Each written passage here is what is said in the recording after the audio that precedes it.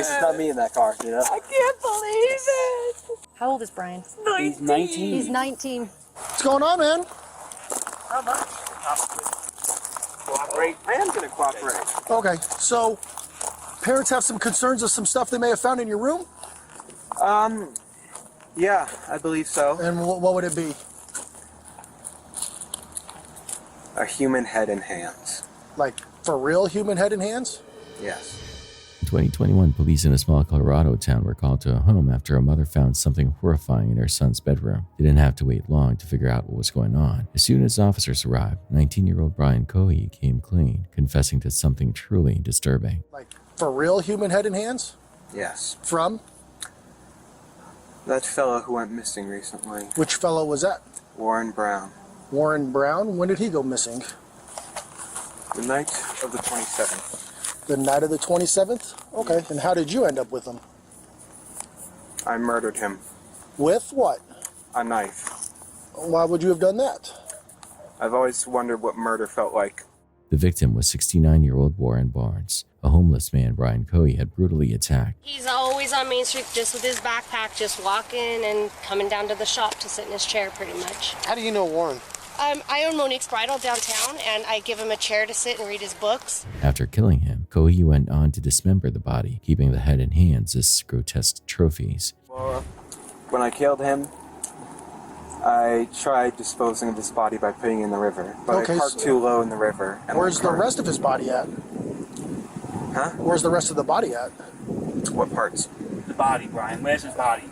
Down the river. Okay. He later tried to plead insanity during his 2023 trial, but the jury didn't buy it. He was found guilty of first-degree murder and evidence tampering and sentenced to life in prison with no chance of parole. As far as his friends know, he's never been in a fight in his life. Okay. He's never hit anybody. He's just like his dad. I mean, I've never been in a fight, man. I thought just so it's going to be a spin-off of me. Because he's non-violent, but he's not. I don't know what's going on now. Everything's different. This is too much for me. I have the same name as my son, and now this has happened. I need to move to Mogadishu or something, because I can't. This is going to kill my family. How do I know this guy's family's not going to come after us? On June 15, 1989, a woman in Port St. Joe, Florida, spotted a Polaroid photo lying in a store parking lot. She picked it up casually, but what she saw shook her. Two kids, duct tape over their mouths, lying in the back of a white van, clearly restrained. She told police right away, especially since she had just seen a similar van nearby and got a look at the driver. Police tried to find them, but came up empty. What they didn't realize then was that the photo might connect to a missing person case over 1,500 miles away. 9 months earlier, 19-year-old Tara Calico went missing in New Mexico during a morning bike ride. She had told her mom to come find her if she wasn't home by noon. When Tara didn't show up, her mom searched the route herself and then called police. All they found was her cassette tape, tire marks, and a piece of her yellow Walkman. Witnesses said they saw Tara being followed closely by a beat-up pickup truck, but she didn't seem to notice. When the Polaroid hit the news, Tara's mom saw it and was convinced the girl in the photo was her daughter. Same facial features, same favorite book. Another family believed the boy in the picture was their missing son, Michael Henley, but things got complicated in 1990 when Michael's remains were found just 7 miles from where he vanished. He died of exposure, not abduction. That threw doubt on whether the girl was really Tara at all. For decades, her case went cold, but in June 2023, law enforcement announced they had enough evidence to finally send the case to the DA. Names are sealed for now, but they believe they've figured it out. A popular theory says Tara was hit by a group of local teens who panicked, took her, and covered it up, possibly helped by one of their parents and law enforcement. If true, it means the girl in the Polaroid is someone else entirely, and her identity is still unknown. On the night of June 8, 1988, 22-year-old Matthew Chase went missing after a late trip to the ATM in Los Angeles. He had just come back from dinner with his roommate Teresa when he realized he needed to deposit a paycheck. Since it was nearly midnight, Teresa offered him her car and asked him to grab some cat food on the way. The ATM was just a couple blocks away. It should have been a quick errand, but an hour passed and Matt still hadn't returned. Teresa assumed he went for a drive to clear his head, but by morning, panic set in. Matt was still gone. She contacted her brother Steve and called the police, but they wouldn't take a report yet. So Steve and Teresa started digging on their own. Steve called the bank, but pretending to be Matt. What he learned was alarming. Someone had attempted to withdraw $280 from Matt's account several times, but the account didn't even have $100 in it. That made no sense. Matt would have known the limit. He wouldn't have tried if he wasn't being forced. This finally convinced the police to take action. At the time, most ATMs didn't have cameras, but one of the machines Matt had used did. The grainy photo it captured showed Matt at the ATM with a man looming just behind him. 2 days later, someone used Matt's card again. This time after the paycheck cleared, they pulled out $400 before the bank froze the account. The card was confiscated the next time it was used, but there were no fingerprints. Then, weeks later, the car Matt had driven that night turned up near the same ATM. It had clearly been wiped down, but in the back seat, police found a blue bandana with gang initials ESPBS, likely linked to the Eastside Playboys. Even with this clue, no one could track down the suspect. The trail went cold. Then in September, Matt's body was found in a Pasadena ravine. He had been shot in the head, likely killed days after he vanished. The case remained unsolved for 30 years. Finally, in 2018, LAPD identified the killer as a 20-year-old gang member named David Mesa, known on the streets as Bear. Mesa's girlfriend confirmed he was the man in the ATM photo, but Mesa himself never faced justice. He died in a gang shootout just days after Matt's murder. Even today, some questions remain. Why kill someone over a few $100s? Did Mesa act alone? And if he died just days later, who returned the car weeks after the crime? No one knows for sure, but for Matt's loved ones, at least there's now a name behind the horror, and after decades of silence, a small measure of closure. It looks like an ordinary video, a man casually walking hand in hand with a little girl. You've probably seen 1,000 clips like it. It feels warm, familiar, safe. But here's what you don't see. This isn't a father and daughter. The girl is 6-year-old Noon, and the man beside her is a total stranger. He found her asleep in her dad's truck and somehow convinced her to go with him. Her father, who was attending a concert nearby, had no clue she'd even left the vehicle. The man, known as Noy, had just finished a prison sentence for abducting a different child, and now he was doing it again. This time, he didn't just take Noon. He led her somewhere isolated and did something no child should ever endure. He held her in a tight grip till she couldn't breathe no more and passed away. Why would they let him out after abducting the first young one? On May 31, 2014, in Wisconsin, 12-year-old Peyton Leutner was tricked into going into the woods by 2 of her friends. What happened next was horrifying. They stabbed her 19 times in a twisted attempt to impress a fictional character, Slenderman. Somehow, Peyton managed to crawl to the side of the road, where a passing cyclist found her barely alive. 911. What's the address of your emergency? Waukesha County, Lenny. I'm transferring over a caller on Big Bend. That's a dead end just south of Rivera. Okay. Came upon a 12-year-old female. She appears to be stabbed. She appears to be what? Stabbed. Stabbed? Correct. Okay. Sir, you still there? Yes. Hi, sir. So, are you with this 12-year-old female? Yes, she says she's having trouble breathing. She said she was stabbed multiple times. Stabbed multiple times? Yeah.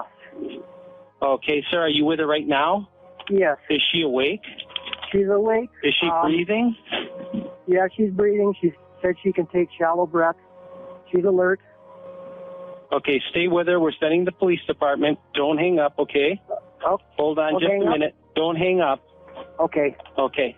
Hold on just a minute, sir. We're sending officers. Oh. Is there any assailant around?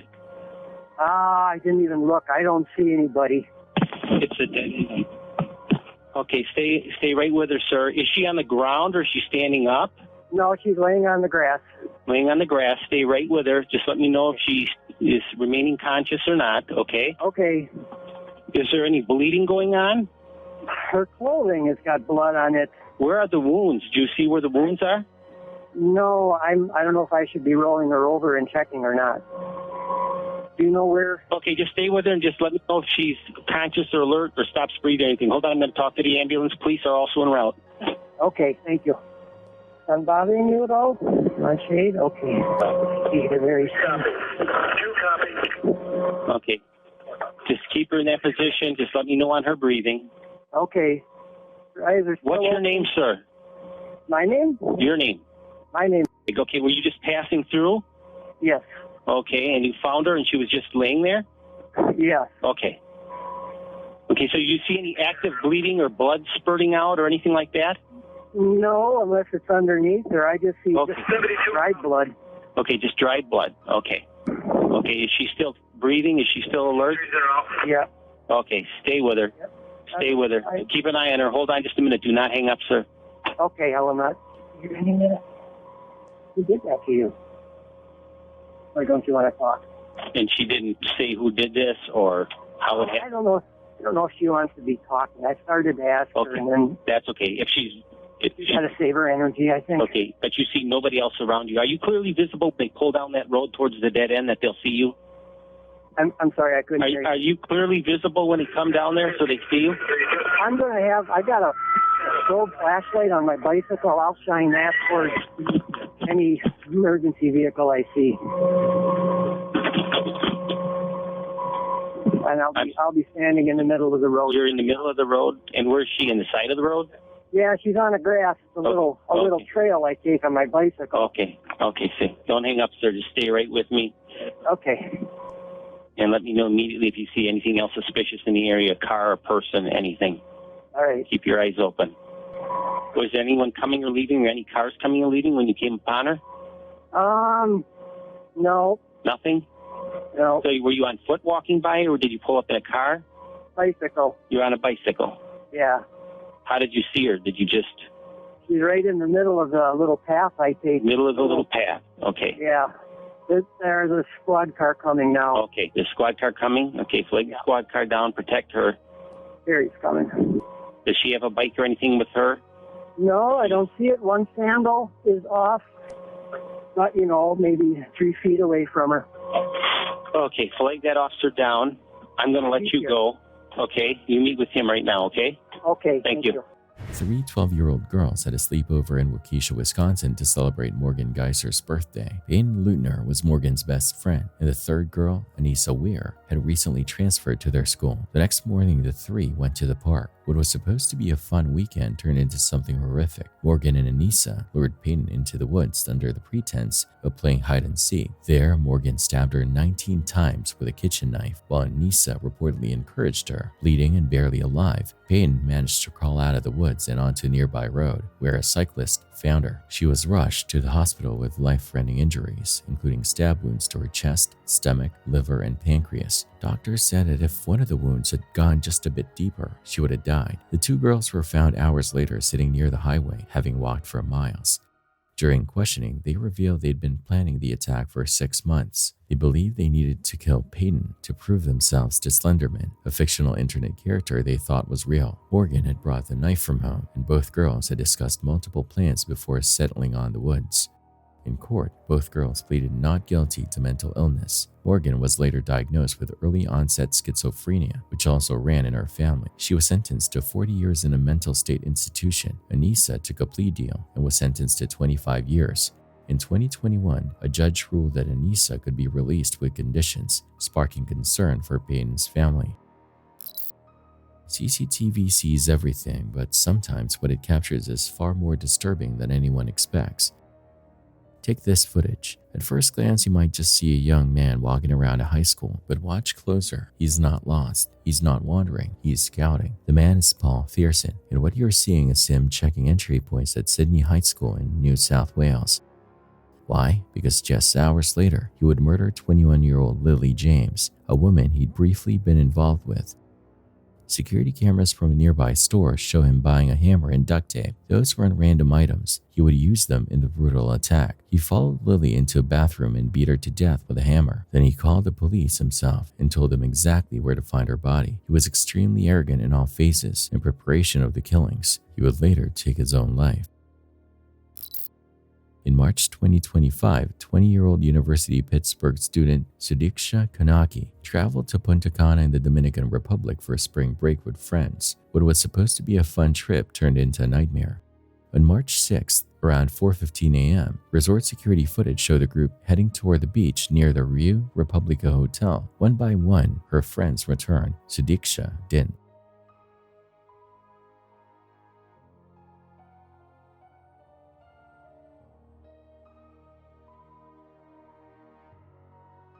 The last person seen with her was 24-year-old Joshua Stephen Ribe from Iowa. He came back alone at 9:55 a.m., barefoot and shirtless. Ribe told police he fell asleep and last saw Sadiq walking in the surf. Over 300 people joined the search, including local police, the FBI, Homeland Security, and Navy divers. They used everything from cadaver dogs to drones. So far, no trace. Authorities are still weighing every possibility, from an accident to something more sinister. Sadiq's family continues to demand answers and her safe return.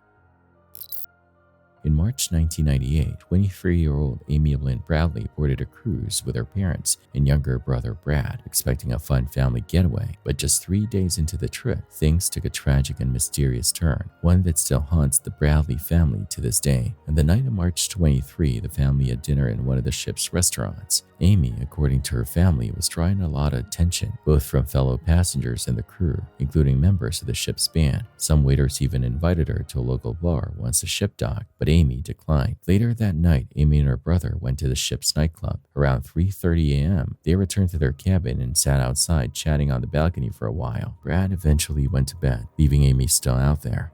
At 5:30 a.m., their father Ron checked on her and saw Amy asleep on a lounge chair, but just 30 minutes later, she was gone. Assuming she'd gone up to the main deck for some air, Ron searched the ship, but after hours with no signs of her, panic set in. All of Amy's belongings, including her shoes, were still in the room. When Ron told the crew, they suggested she might have fallen overboard. That same morning, the ship docked in Curacao. Over 3,000 passengers disembarked, and if Amy had walked off the ship unnoticed, her family would have no way to spot her in the crowd. Desperate for answers, they searched every part of the ship, but came up empty. Then something strange happened. While Brad was still looking for Amy, he was approached by the ship's bass player, Alistair Douglas, who said he was sorry to hear about her disappearance, but the ship hadn't made an announcement yet, meaning he shouldn't have known. It raised suspicions, but Douglas passed a polygraph and was eventually cleared. With no answers on the ship, the Bradley family turned their search to Curacao. A local taxi driver claimed he spoke with a woman who looked exactly like Amy, but the lead led nowhere. Eventually, the Bradleys had to return to the U.S. without her. Months later, in August 1998, a Canadian tourist named David Carmichael was visiting Curacao when he spotted a woman he swore was Amy. She looked anxious and kept trying to avoid attention. We were over in a small area where we wash off the equipment in fresh water, and I looked down the beach and I saw a girl walking down the beach with being flanked by two people. The minute she heard I spoke English, she picked up her pace and was putting distance between her and the two people that were flanking her. I was 2 feet away from her. 2 feet. That's how close I was. I don't even have to think about it. It's 100%. It's not 99, it's 100. It's 100%. It was her. It was. David claimed one of the men trailing the woman looked just like Alistair. A year later in 1999, a U.S. Navy officer visiting a strip club on the same island said a woman there told him her name was Amy Bradley, but he didn't report it until much later, likely because he didn't want to get in trouble for being there. By then, the club had burned down, along with any records that could have helped the case. The most compelling clue came in 2005. Someone found photos online showing a woman who looked strikingly like an older version of Amy. These images, combined with the sightings, convinced many that Amy had been kidnapped and sold into human trafficking, possibly with help from Alistair or other crew members. Still, none of these leads went anywhere. Amy was officially declared dead in 2010, 12 years after she vanished. It's possible she simply fell overboard. Maybe the sightings were just coincidences. Maybe the photos weren't her. But with so many red flags, it's hard not to wonder if something much darker happened that night. What do you think?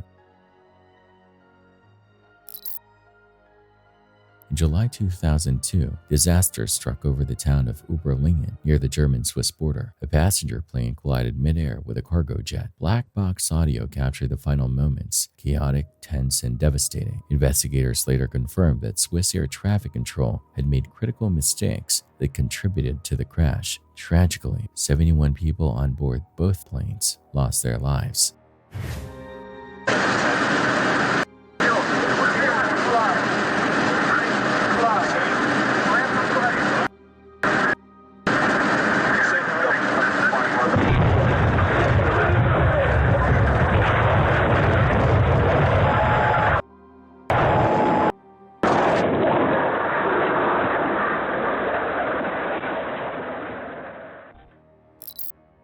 In In a city like Los Angeles, crime blends into the background, but the case of Lonnie David Franklin Jr., known as the Grim Sleeper, shook the city to its core. Between 1985 and 2007, Franklin murdered at least 10 women and tried to kill another. Most were young black women living in South Central LA. Many were struggling with addiction or living on the streets. He left their bodies in alleys, dumpsters, and abandoned buildings, often with signs of abuse. For years, the killings seemed random, but as detectives looked closer, a pattern appeared. Ballistic tests and DNA linked the crimes, but Franklin stayed hidden. What confused investigators was a 14-year gap. No known murders between 1988 and 2002. They thought he had stopped.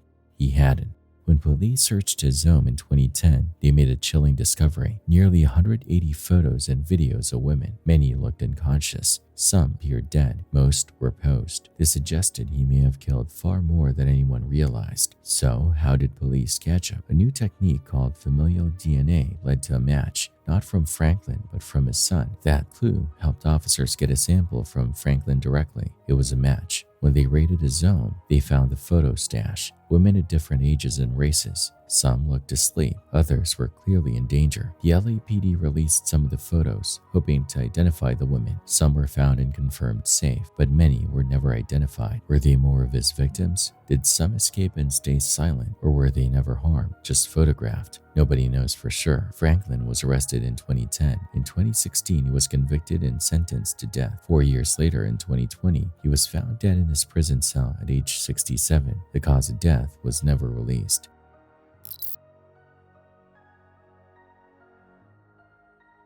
This chilling footage from Florida captures what begins as a seemingly ordinary moment. A mother walking along a canal with her young son, 9-year-old Alejandro, who was autistic. But within seconds, the calm unravels into something unthinkable. After stopping near the water, the 48-year-old woman speaks to her son briefly, then suddenly pushes him into the canal and runs off to find help.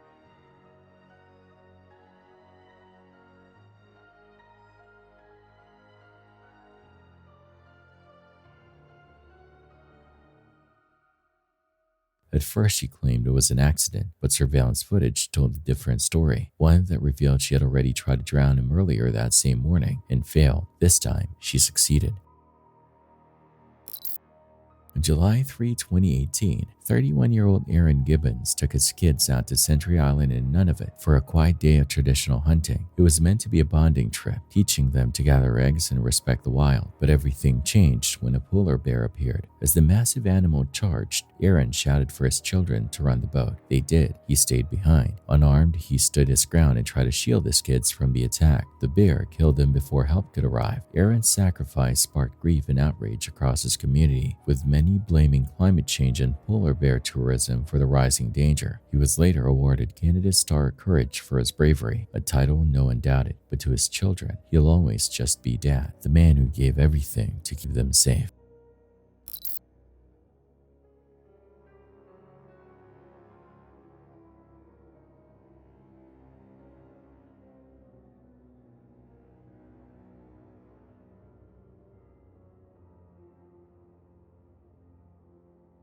In January 2016, a Calgary financier was found shot 6 times in his office, a cold-blooded killing that seemed to come out of nowhere. But what's even more unsettling is how normal everything looked leading up to it.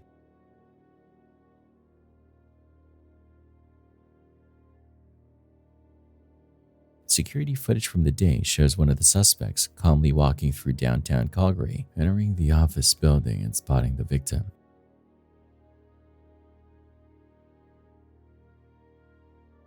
He follows him into the elevator, blending in like any other worker.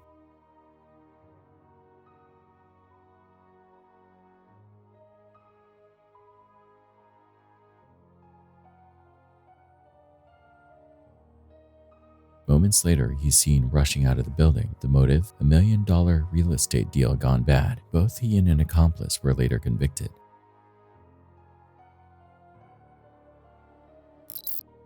In May 1996, what was meant to be a relaxing hike through Virginia's Shenandoah National Park became a devastating tragedy. Jolie Williams, 24, and her partner Lolly Winans, 26, set out with her dog Taj, looking for peace and adventure in nature. Julie was days away from starting a new job in Vermont, but instead of marking a new beginning, June 1 would mark the end of their story. The couple entered the park on May 19 and were last seen on the 24th, when a ranger gave them a lift. Days passed with no word. Then on May 31, Julie's father grew concerned when she didn't check in. Rangers searched and found their car near Skyland Lodge, but the women were gone. Taj was later discovered wandering alone. The next day, the worst fears were confirmed. Julie and Lolly were found bound, gagged, and murdered at their remote campsite. The brutality of the scene pointed to a targeted, calculated killer. Investigators initially focused on Daryl David Rice, a man with violent tendencies and misogynistic views, but the case fell apart in 2003 when DNA from the crime scene didn't match him or the victims. For nearly 30 years, the case remained unsolved. Then in 2024, advances in forensic science identified the real suspect, Walter Leo Jackson, a convicted child molester with a history of violence. But Jackson had already died in prison in 2018. Families of Julie and Lolly finally had answers, but justice would never come. And the haunting thought remains, how many more victims did he leave in his wake?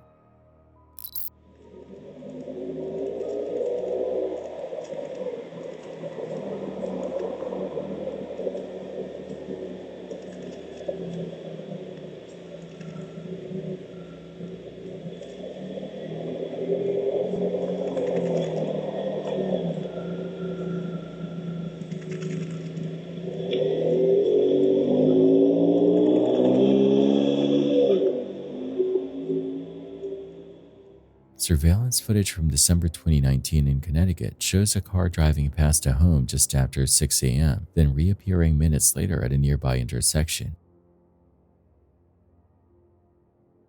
That car belonged to 48-year-old Jose Morales.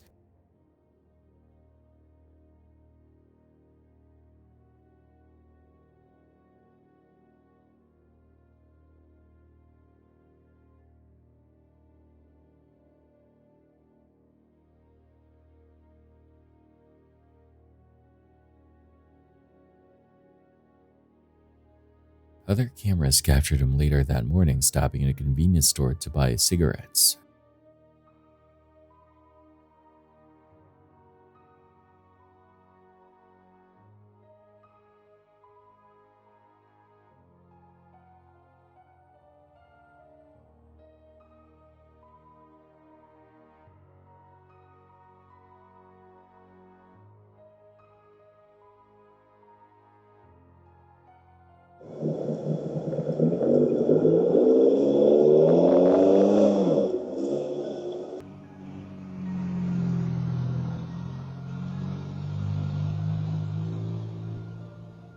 These seemingly ordinary clips became key evidence in a murder case. Morales was accused of killing his girlfriend, Christine Holloway, who was also the mother of his child. He claimed a group of people attacked her while he was too high to intervene. Investigators didn't buy it. The footage helped establish his timeline and movements the day of the murder. Morales was eventually found guilty.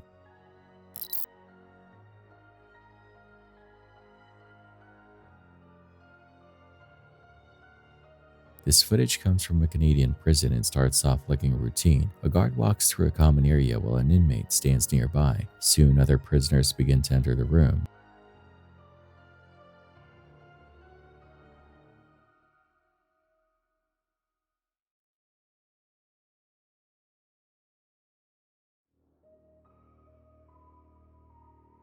But if you watch the upper corner of the screen, you will spot something chilling. Inmate Anthony George dragging what looks like a bundle wrapped in a sheet. That bundle was his cellmate, who George had just beaten to death. He was trying to quietly dispose of the body, but the surveillance camera caught everything. Thanks to that footage, guards were able to piece together what had happened almost immediately.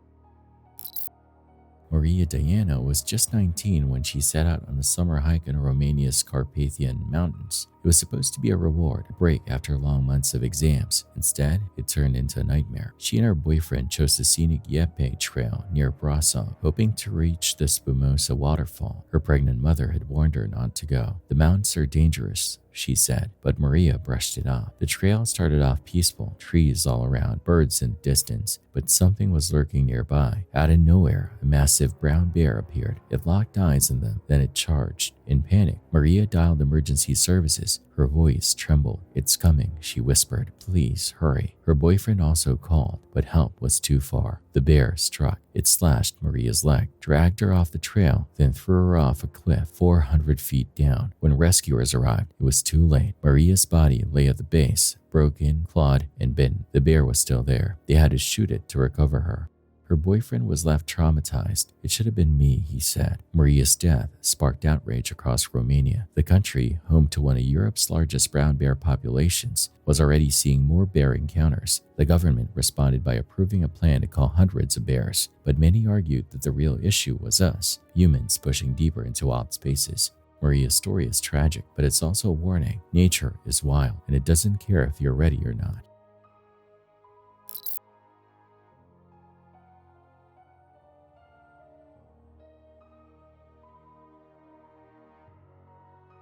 He looks like he's just pacing, maybe nervous, maybe deep in thought, but watch closely. Behind that fence is a 5-year-old girl, and the man, he's not her father. He's a 35-year-old laborer from Northeast India, and he's about to kidnap her from her mother's workplace.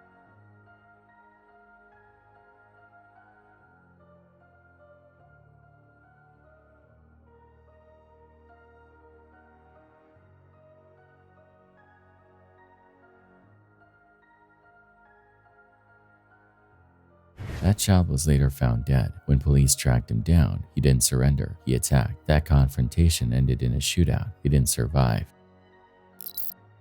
Veteran safari guide, an unstoppable 6-ton force, and a tragic twist no one saw coming. In December 2018, South Africa's MYUU Game Reserve turned into the scene of a real-life horror story. A massive bull elephant deep in a state of must, a hormonal frenzy that turns even calm giants into wrecking balls. Snap. It smashed through a fence and stormed into a tourist area near Leopard Rock Lodge. Mark Longenbach, one of the country's most respected rangers and wildlife photographers, stepped in to handle it. He wasn't just experienced, he was the guy you'd want in a crisis. But this wasn't a textbook situation. It was nature at full volume, and Mark was in its path. The elephant fixated on him when his assay charged with terrifying speed, the ground shaking under its weight. Within seconds, it struck Mark and trampled him repeatedly. The injuries were beyond survivable.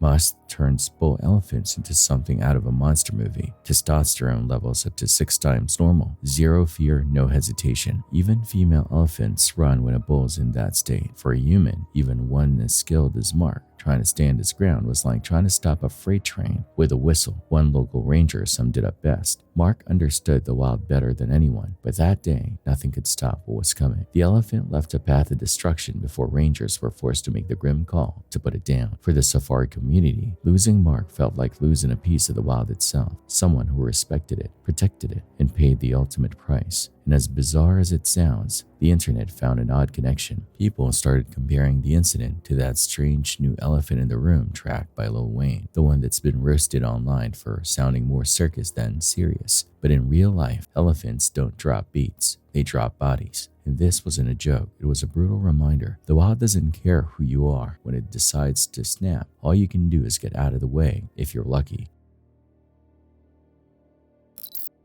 This isn't just another street fight. It happened in Calgary's Beltline neighborhood in 2020, and it ended in tragedy. CCTV footage shows a man named Carson Good Eagle running for his life as a group of attackers chases him down outside a Circle K gas station. It was around 5 a.m. when the ambush happened. Carson was stabbed at least 3 times. He didn't survive.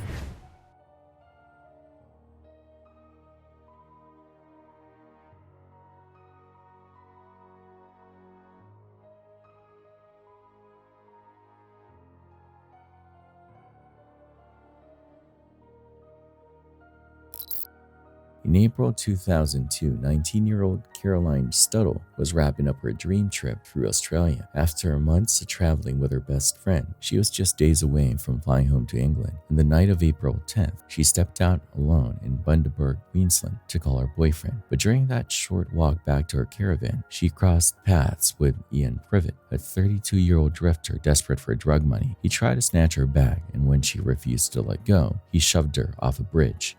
Caroline fell 32 feet. She didn't survive. Her killer got away with just $180. For months, the case went cold until Privet, in jail for a different crime, confessed. He had scribbled a chilling apology on a bench near his hostel.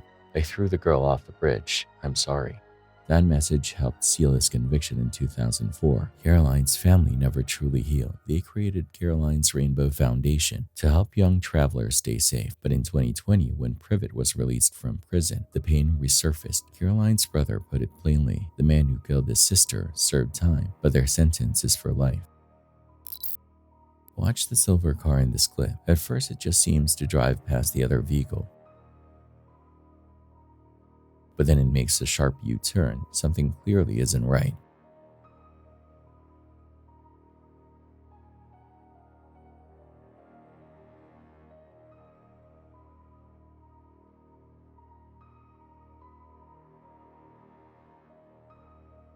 Seconds later, the driver pulls up behind the parked car, gets out and opens fire at point-blank range. This wasn't random. It was a planned hit carried out in broad daylight by a local gang in India. The victim, a businessman who had filed a complaint about a stolen car. Police later arrested 2 men in connection with the murder, both convicted. In March 1981, 35-year-old wildlife photographer Carl McCunn headed deep into Alaska's Brooks Range for a solo summer expedition. He brought everything he thought he'd need: hundreds of rolls of film, over 1,000 pounds of food, and firearms for protection. But he made one critical mistake. He never confirmed a flight to pick him up.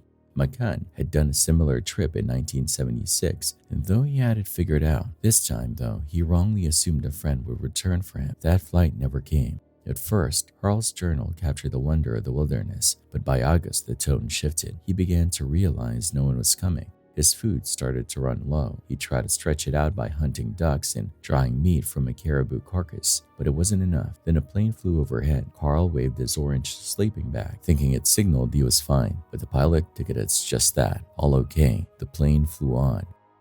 As fall turned to winter, things got worse fast. Game grew scarce. His hands became frostbitten. He struggled just to do basic tasks. His journal entries shrank into short, shaky lines. By November, his body was failing. He dreamed of walking the 75 miles to Fort Yukon, but knew he couldn't make it. In his final days, he described dizziness, weakness, and the deep cold. He lit a last fire. He wrote a goodbye. He left behind his ID and instructions for the undeveloped film he'd shot. Carl took his own life alone in the snow. Searchers found him months later, his tent buried, his body preserved in the cold. In his diary, a haunting 100-page chronicle of a man who started with awe and ended in silence, not from the brutality of nature, but from isolation, starvation, and the slow realization that no one was coming. This might look like a street fight or robbery caught on camera, but it's something else entirely. The man at the center is George Cole, a well-known Louis Vuitton model.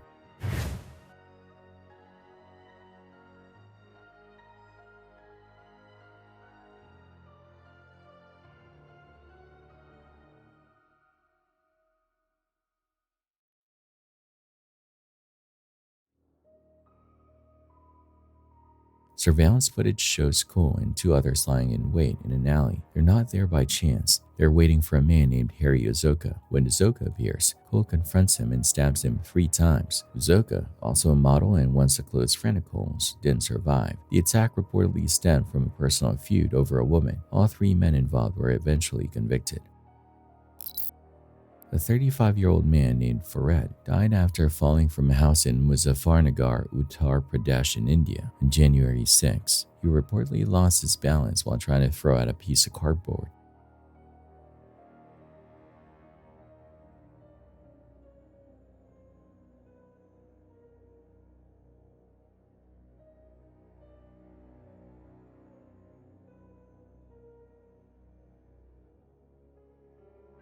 A man in a blue jacket was standing in a narrow alley next to a building when a stack of cardboard suddenly fell from above, followed by Farid. The man tried to catch him, but it was too late.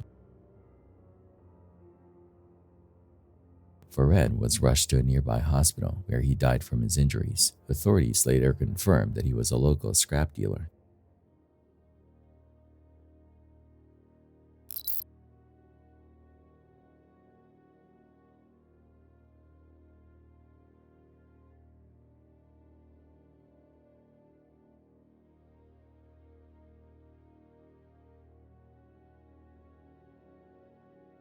He looked cheerful, like someone catching up with an old friend, but this wasn't a friendly meetup. It was a gun deal. Surveillance footage shows 18-year-old Nicholas Prosper meeting a stranger to buy a shotgun.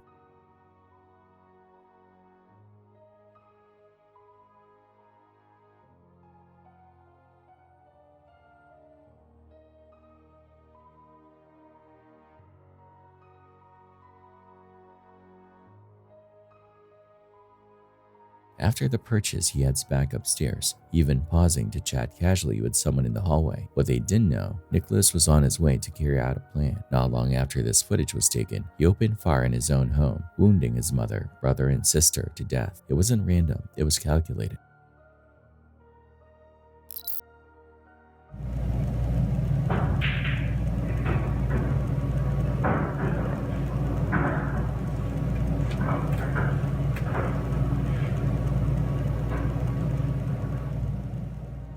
She looks like any college student enjoying a night out, laughing, dancing, and flirting with someone she just met. But the man she's chatting with, Charles Dean Bryant, isn't just some guy at the bar. Hours later, he would be the main suspect in her murder. Her name was Jacqueline Vandergree, a 24-year-old student from Texas Women's University. After leaving with Bryant, she never made it home.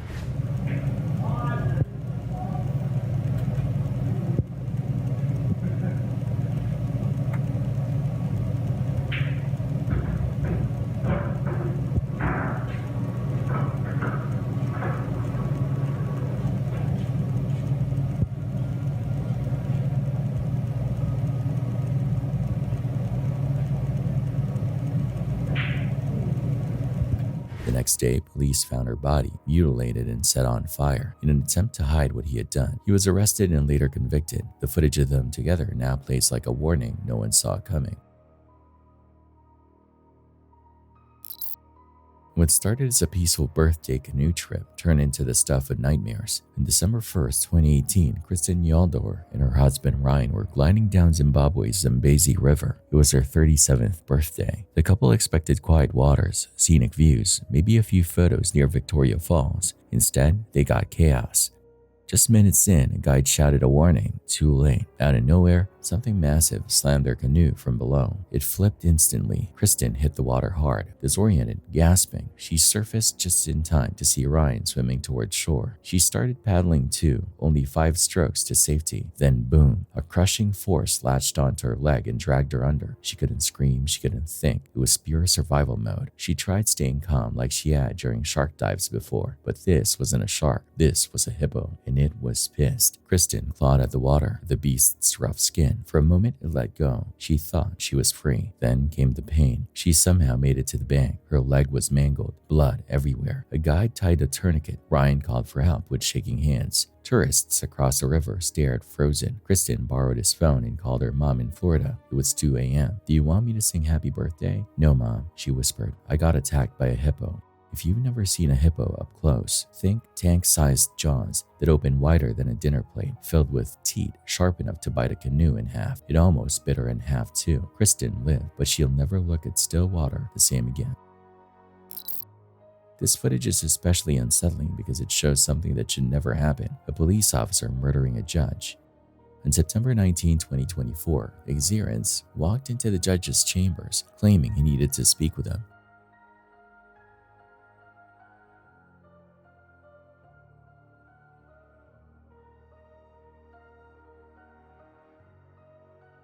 The judge, recognizing him, tried to hide under his desk, but it didn't matter. Steen shot him anyway.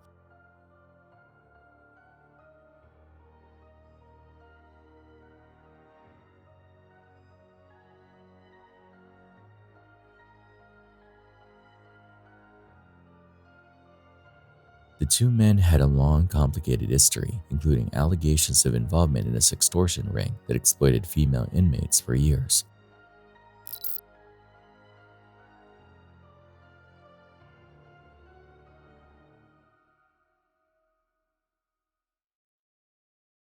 It looks like another gloomy day in the UK, but this clip captures something far darker. 2 teenagers are seen luring a man named Omar Raza into a parked car under the pretense of buying car insurance. What he didn't know was that they had no intention of talking business. Omar owed them around £400, and instead of settling the debt peacefully, the teens planned a deadly setup. Once inside the car, they attacked and stabbed him to death. Both were later arrested and convicted for the brutal killing. When teenagers crossed the line into premeditated murder, the weight of the tragedy cuts even deeper. This is Vanessa Ledeseur, a young woman from Calgary, Alberta. At first glance, the footage of her leaving an apartment looks completely ordinary, but what follows is anything but.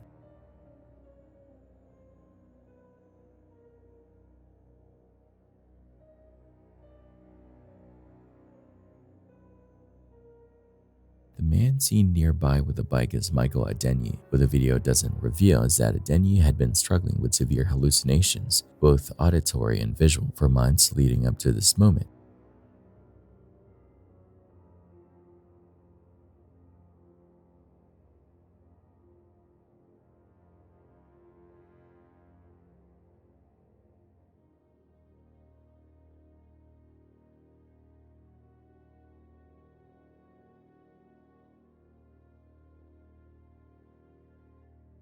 Later, surveillance footage shows Vanessa walking through downtown Calgary with Adenyi trailing behind her, now without the bike and growing visibly closer.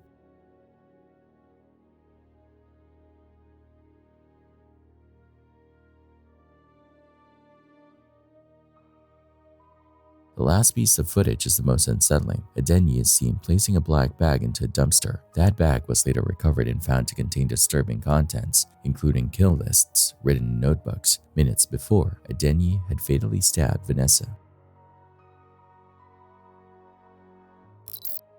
This happened in Ireland, a typically safe place, but not in this instance. Gareth Hutch had just been warned that his life was in danger. Hours later, that warning became reality. Surveillance footage shows him leaving his Dublin apartment on the morning of May 24, 2016, heading toward his car. But before he could get inside, two men appeared, opened fire, and ran.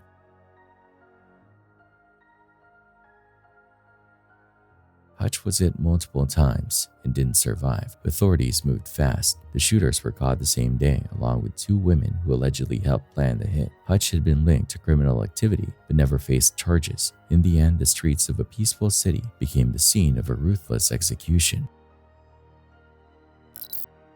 Dylan Mokpua left his grandma's home in Waianae on February 27, 2015, chasing an adventure he'd always dreamed of, hiking the Haiku Stairs, also known as a stairway to heaven. The 3,922-step trail is officially off limits, but its views are legendary. Moke was 18, full of energy, and drawn to the challenge. Around 11 a.m., he started posting photos to social media. Most showed what you'd expect, sweeping landscapes, the kind of beauty hikers chase. But one image stood out. In it, a shadowy figure can be seen hidden in the greenery, almost camouflaged, watching. His face is unclear. To this day, no one knows who he was or why he was there.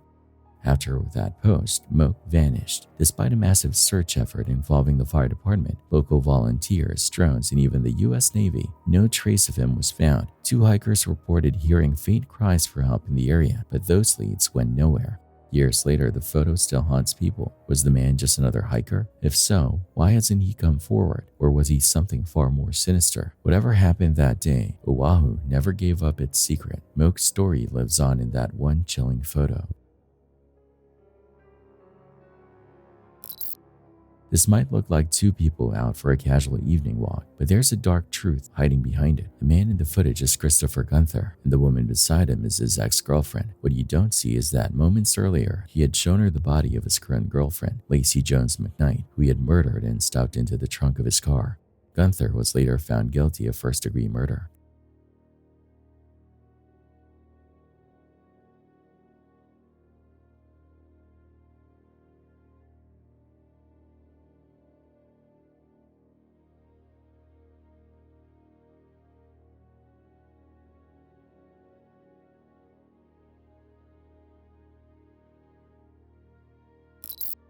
The African wilderness doesn't play fair. It's stunning, yes, but make the wrong move and it will turn deadly in an instant. In 2018, a 22-year-old woman found that out the hard way. She wasn't a tourist. She wasn't on a guided safari. She was just tagging along with a friend who had a meeting at a private lion sanctuary near Pretoria. No tours, no fences, just open land and apex predators.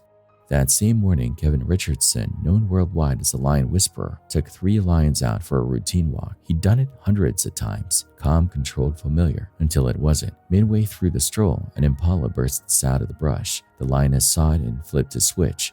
She bolted after the antelope, tearing through the landscape at terrifying speed. But instead of catching her prey, the chase took an unexpected turn, right into the path of the young woman. She didn't see it coming. She had been standing just outside the fenced zone, casually taking photos with her friend. One second she was smiling at the camera, the next she was being torn apart. The lioness slammed into her like a truck. No warning, no chance to react. She was mauled before she could even scream. Paramedics arrived, but the damage was catastrophic. Her injuries were fatal. Her friend stood in shock, paralyzed, forced to watch the entire thing unfold. Kevin Richardson was devastated. He explained that his team had sent out standard alerts that lions were out walking. The lioness hadn't attacked out of aggression. She was simply in a hunting trance, and the woman was in the wrong spot at the wrong time. It didn't matter. A woman was dead. The lion wasn't a rogue or a wild stray. She was part of a controlled pride. That didn't matter either. Just weeks earlier, supermodel Cara Delevingne had posed with one of Richardson's lions for a glam shoot, calling it unreal and humbling. But now the sanctuary's mystique was shattered. The same close encounters that once felt magical had suddenly turned fatal. Visitors still come, still pose for pictures, still sign up for the experience of standing next to a predator, but they do so with a different mindset now, because the lions don't care who you are. They don't care if you're famous. They don't care if it's your first time. They won't think twice, and they won't miss.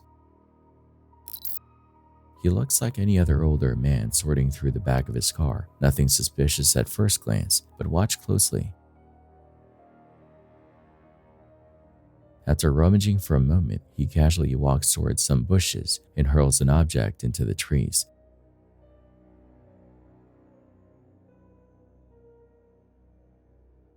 Then he heads to a nearby dumpster and tosses in more items.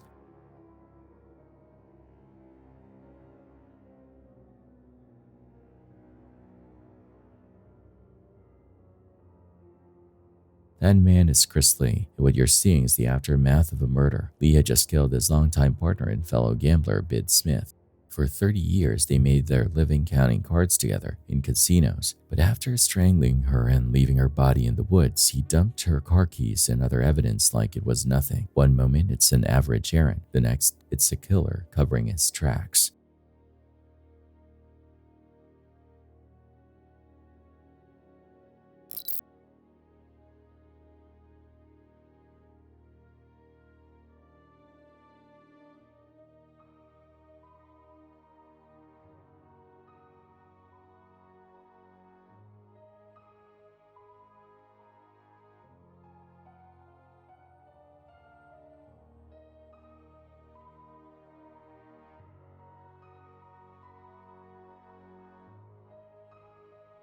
At first glance, this video from China looks uneventful, just a quiet alleyway with people milling around. Then a man steps out, holding something in his hand and casually smoking a cigarette. What he's holding? His wife's severed head. Authorities say the 31-year-old, identified only as Mr. Jen, killed her during a domestic fight the night before. He then decapitated her and tried to dispose of her remains in a nearby dumpster. But it's not just the crime itself that's disturbing, it's his chilling calmness. No panic, no urgency, just a man strolling through an alley after committing one of the most brutal acts imaginable.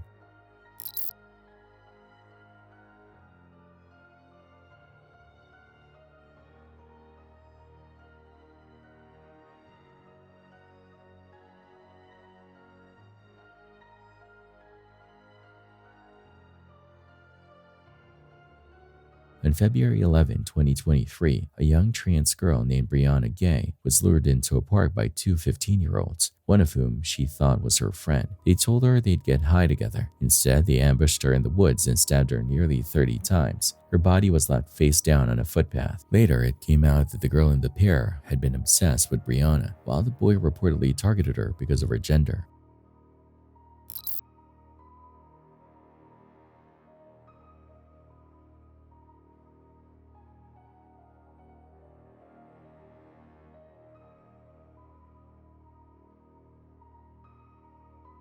The footage from Puerto La Cruz, Venezuela is haunting. At first, it shows a typical moment on a public bus, passengers riding quietly, including Julius Frutos, an oil worker seated near the front. Behind him stands a man who seems uneasy but doesn't appear threatening.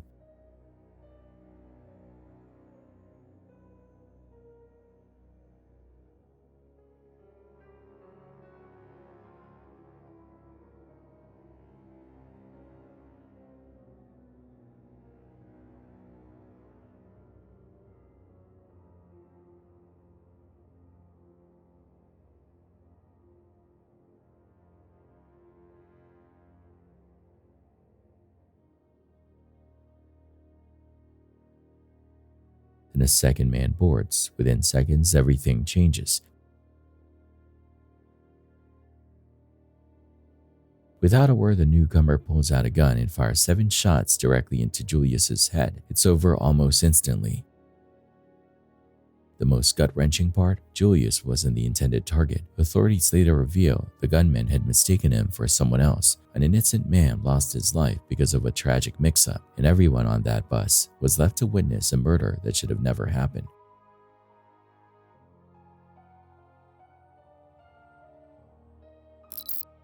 In the early morning of June 25, 1979, police in Swatara Township, Pennsylvania, got a disturbing call. A man said he found a sick woman in the trunk of a car at a local motel. When officers arrived around 5:30 a.m., they found something far worse: the body of a naked woman, badly beaten and clearly dead for at least a day. She was later identified as Susan Reinert, a local teacher and mother who had gone missing over the weekend with her 2 children, Karen and Michael. The kids were nowhere to be found. Investigators quickly zeroed in on Susan's co-workers, Dr. J. Smith, a former principal with a shady past, and William Bradfield, Susan's secret boyfriend and fellow teacher. Bradfield stood to inherit over $700,000 from Susan's life insurance and estate. Years later, while Bradfield was in prison, a photo was found among his belongings, an eerie image of a hooded stone marker in the woods, thought by many to mark the children's burial site. Though Smith's conviction was overturned in 1992, both men died claiming innocence. The photo was later released to the public, but the exact location it shows has never been found. To this day, Trooper Brian Cross continues the search, hoping someone out there knows what really happened to Karen and Michael.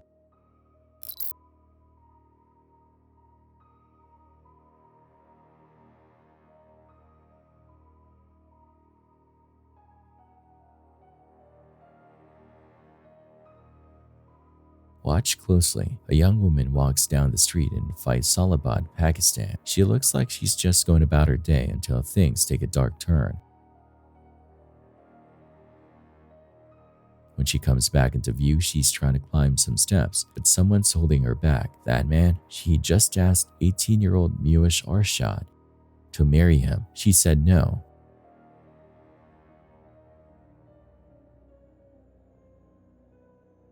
Instead of walking away, he pulled a gun. Right there in public, he threatened her life, demanding she changed her mind. She didn't, so he shot her. All because she turned him down.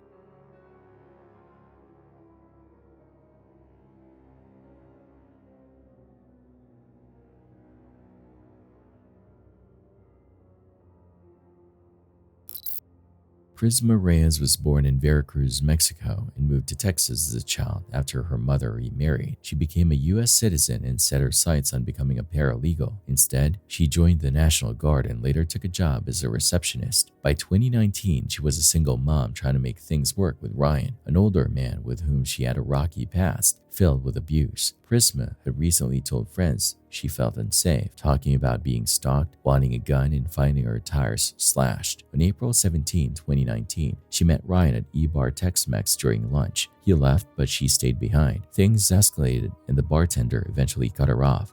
After leaving, Prisma was involved in a road rage incident where she reportedly pulled a gun. Behavior friends say was completely out of character. Later, she drove to Ryan's apartment. Surveillance showed her sneaking past the security gate and looking upset as she talked on the phone, first with Ryan, then with a friend. After that, she vanished. She never picked up her son, which raised immediate red flags. One final call was made from her phone, but no one knows to whom. Some believe she was drugged at the bar. Others think Ryan knows more than he is saying. Some fear she became a victim of human trafficking. Years later, her family is still searching for answers, and her son is still waiting for his mom to come home.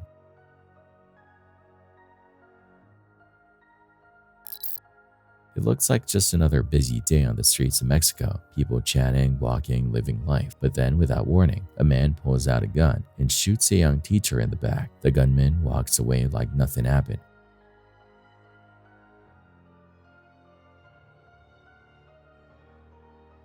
The victim was 27-year-old Eduardo Arena, a math teacher with no known enemies. Police believe it was a targeted hit, but no one knows why. Just another ordinary moment until it wasn't.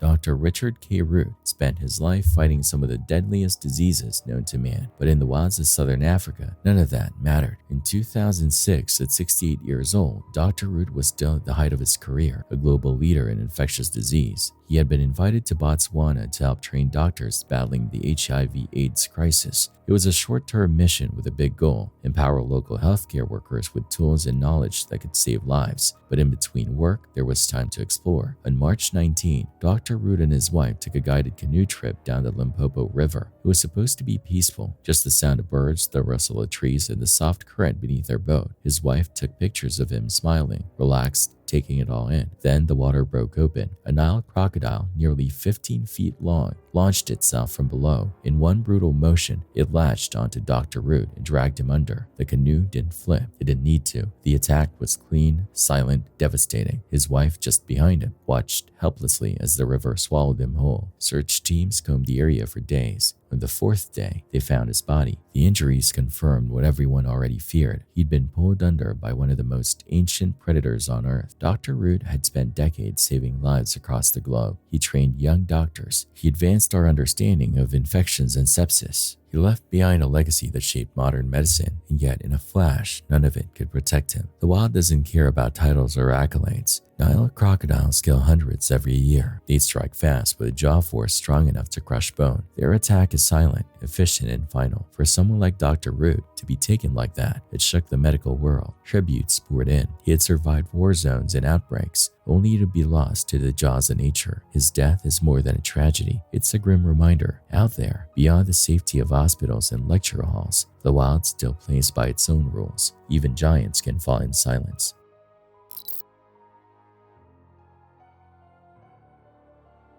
This CCTV clip might look ordinary at first. Just a few guys loitering by a parking lot in Brixton, South London. But what you're actually seeing is the start of a fatal ambush. The group suddenly spots a young man named Glendon Spence. Without hesitation, they chase him into a nearby youth center.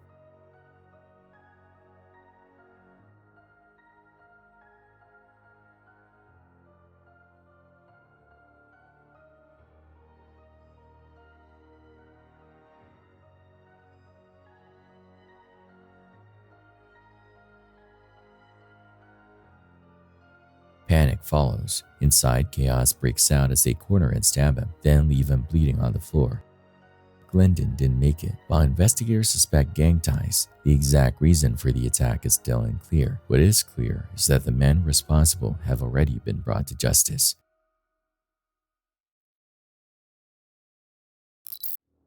It happens fast. In a quiet Italian cafe, two women freeze as gunfire erupts.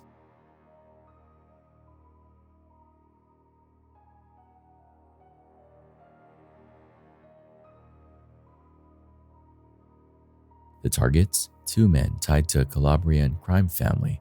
The shooters? Former associates. One of them a former police officer. The attack is swift, calculated in public. As the victims collapse, struggling to shield themselves with overturned furniture, one of the gunmen calmly returns to finish the job. No shouting, no chaos, just cold, brutal execution in broad daylight.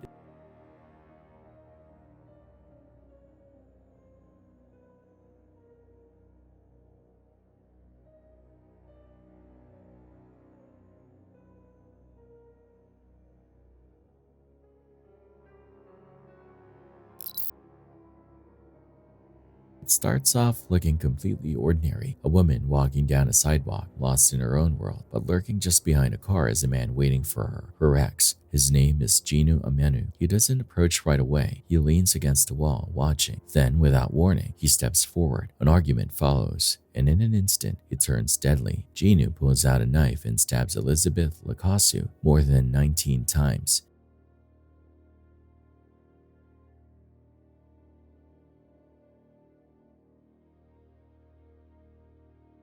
After the attack, he simply walks off like nothing happened. It took a jury just 15 minutes to find him guilty of murder. On May 13, 2025, just after 3 p.m., Officer Humphrey Katani responded to a 911 call near Christopher and Pitkin Avenue. The caller said someone had threatened to attack them. The officers met the caller outside and identified 25-year-old Damon Luther as the person involved. They followed the caller up to the apartment. Inside the foyer, they found Luther. As they tried to talk to him, Luther suddenly pulled a large knife from his waistband and moved toward the officers. Officer Katani fired his taser, but it didn't stop him. Luther kept advancing, knife in hand. Where's he at? Yeah, go. Come on. Listen, you don't have to put a bullet in me. Officer Hump then fired his gun, hitting Luther.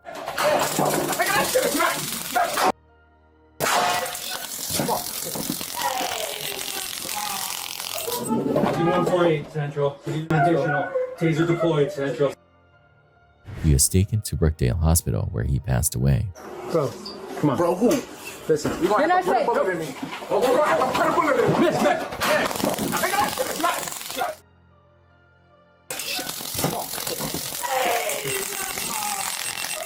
Housing 148 Central. We need an additional. Taser deployed. They're concerned about you. Yeah, I kind of get lightheaded from my medicine. 5221, I'm out. Do you need assistance at all? Or you need an ambulance or anything? Are you feeling all right? No, I think the temperatures is getting to be just right. Okay. Do you have an ID on you just so I can tell them that you're all right? Are you from around here or are you trying to get out of here? Both?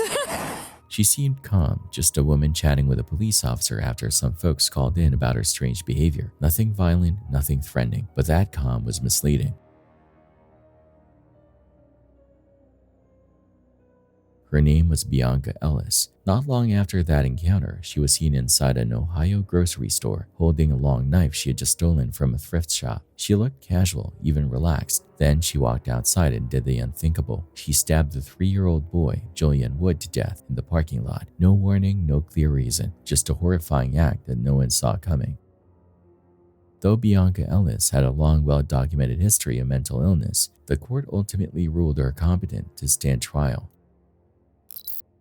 Listen to this disturbing 911 call from parents who failed to save the life of their 19-month-old. Rather than taking it to a hospital, they tried treating it at home, which was irresponsible. 911 emergency. Require police fire ambulance.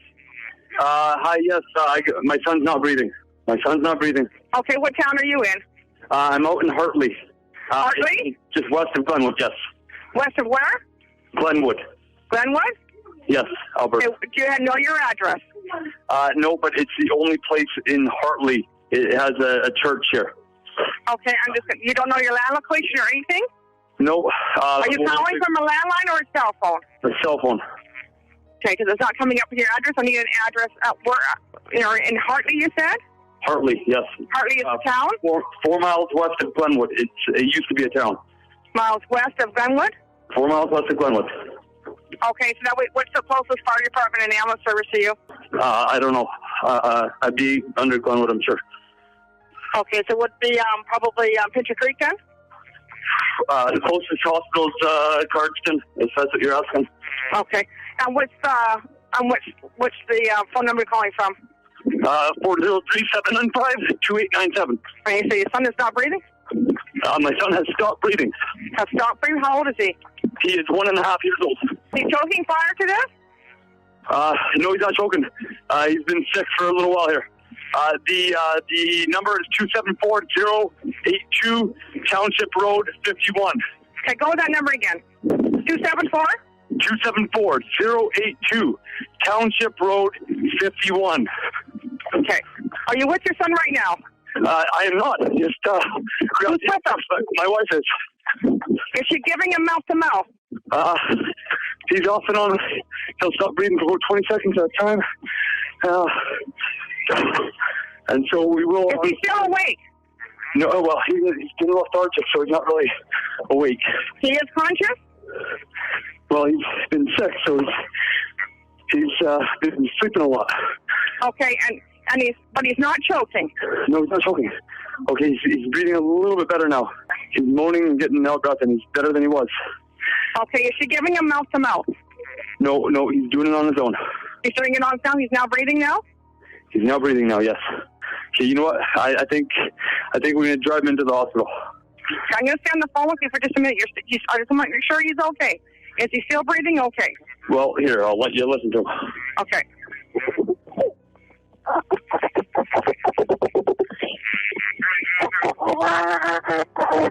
Okay, you still there, sir? I'm here. Okay, does he have croup or has he got bronchitis or anything? He had croup for a week. He overcame it, and then he's just gone downhill again. Okay. 2 days, so. Okay, which hospital are you going to take him into? Cardston. You're going to go all the way into Cardston, okay? Well, that's the closest one. That is perfect. Okay, Cardston with the patient.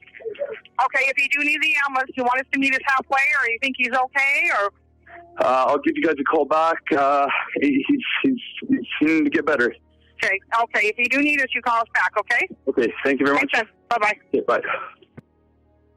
When their 19-month-old son Ezekiel stopped breathing, the Steffens called for help and started CPR. On Highway 2 north of Cardston. On Highway 2 north of Cardston? Highway 2 going north of Cardston, yes. Are you on the blood reserve? Not yet, but yes I am. I'm going past the blood reserve. If you dispatch one from Cardston, I'll meet them. I got my blinkers on. I'll be on Highway 2 before they get there. Okay, what am I sending an ambulance for? Baby, stop breathing. He's not choking. He's stopped breathing. Okay. He's completely lethargic. Need an ambulance now. Okay, just 1 sec. I'm going to get some information, okay? You're on Highway 2 by Cardston? I will be on Highway 2 in about 5 minutes. Okay, how far north of Cardston are you? I will be 17 kilometers north of Cardston when I hit Highway 2, and then I'm continuing on to Cardston, so wherever they meet me. Okay. I got my blinkers on. How old's the baby? The baby's 1.5 years old. Okay. And is it a male or female? It's a male. Is he breathing? Is he awake right now? He's been in and out of consciousness because he's been sick for a little while here, so he's been getting a lot of rest, and he was fine up until about half an hour ago. All of a sudden, he stopped breathing. Is he breathing right now? My wife is resuscitating him or giving him CPR. So he's not breathing? He stopped breathing. Okay. So he's not conscious then? No, he would not be conscious. All right, and we saw this baby. Your wife saw this happen to the baby? Did my wife see this happen to the baby? Yes. Yes, she saw this happen to the baby. Okay. All right, I'm sending an ambulance to help you now. Just stay in line. I'll tell you exactly what to do next, okay? So you said that you're doing CPR on the baby right now? My wife is doing CPR on the baby right now, yes. Okay. And he is flat on the back right now, is that correct? Is he flat on his back? Yes, he's flat on his back. Okay, there's nothing in the mouth at all? No food or vomit? I don't believe so. Okay, right now you're 17 miles north of Cardston? 17 kilometers north of Cardston. I will be in about 3 minutes, and then I'm continuing on towards Cardston. So wherever they meet me, I'm the one that's going very fast with flashers on. Absolutely, I'll let them know that. What kind of vehicle are you in quickly? I'm in a Trailblazer, 2002 Trailblazer. Okay, I'm going to give you some more instructions for your wife there, okay? Can she hear me, or can you communicate with her? I'll put you on speaker. Okay, so she is breathing. Can she feel or hear any breathing in his mouth right now? No, but when I breathe into his mouth, he has a bunch of liquid, so it gargles. Okay, so can you feel or hear any breathing right now? No. Okay. This is what I want you to do, okay? Place your hand on his forehead, the other hand under his neck, and tilt the head back. You have that airway open? Yes. And you can still not hear or feel any breathing? Yes. Okay. So This is what I want you to do, okay? I'm going to tell you to get mouth to mouth like you were doing already, with his head carefully tilted back, pinch his nose closed. Yep, that's what I'm doing. And completely cover his mouth with your mouth. Then blow 2 regular breaths into the lungs. Yep, and then about 1 second each. on his chest. Okay, just make enough, just enough to make the chest rise with each breath, okay? Yep. Now, do you feel air going in and out? Yes, I do, but he doesn't breathe after that. Okay, I want you to just keep doing that, okay? Now I'm going to tell you how to do chest compressions, okay? We're going to do chest compressions on him. Can you hear me? Yep, I do 5, right? What I want you to do is you're going to push down 1.5 inches with only the heel of one hand touching the chest, okay? Okay. And you're going to pump the chest hard and fast 30 times, at least twice per second. And I want you to let the chest come up all the way between pumps, and then I want you to tell me when you're done, okay? So I missed the last one? Okay, so what we're going to do is we're going to pump the chest hard and fast 30 times. What? Okay, at least twice per second. Sorry, did you say 30? 30 times, yeah. Okay, well, here.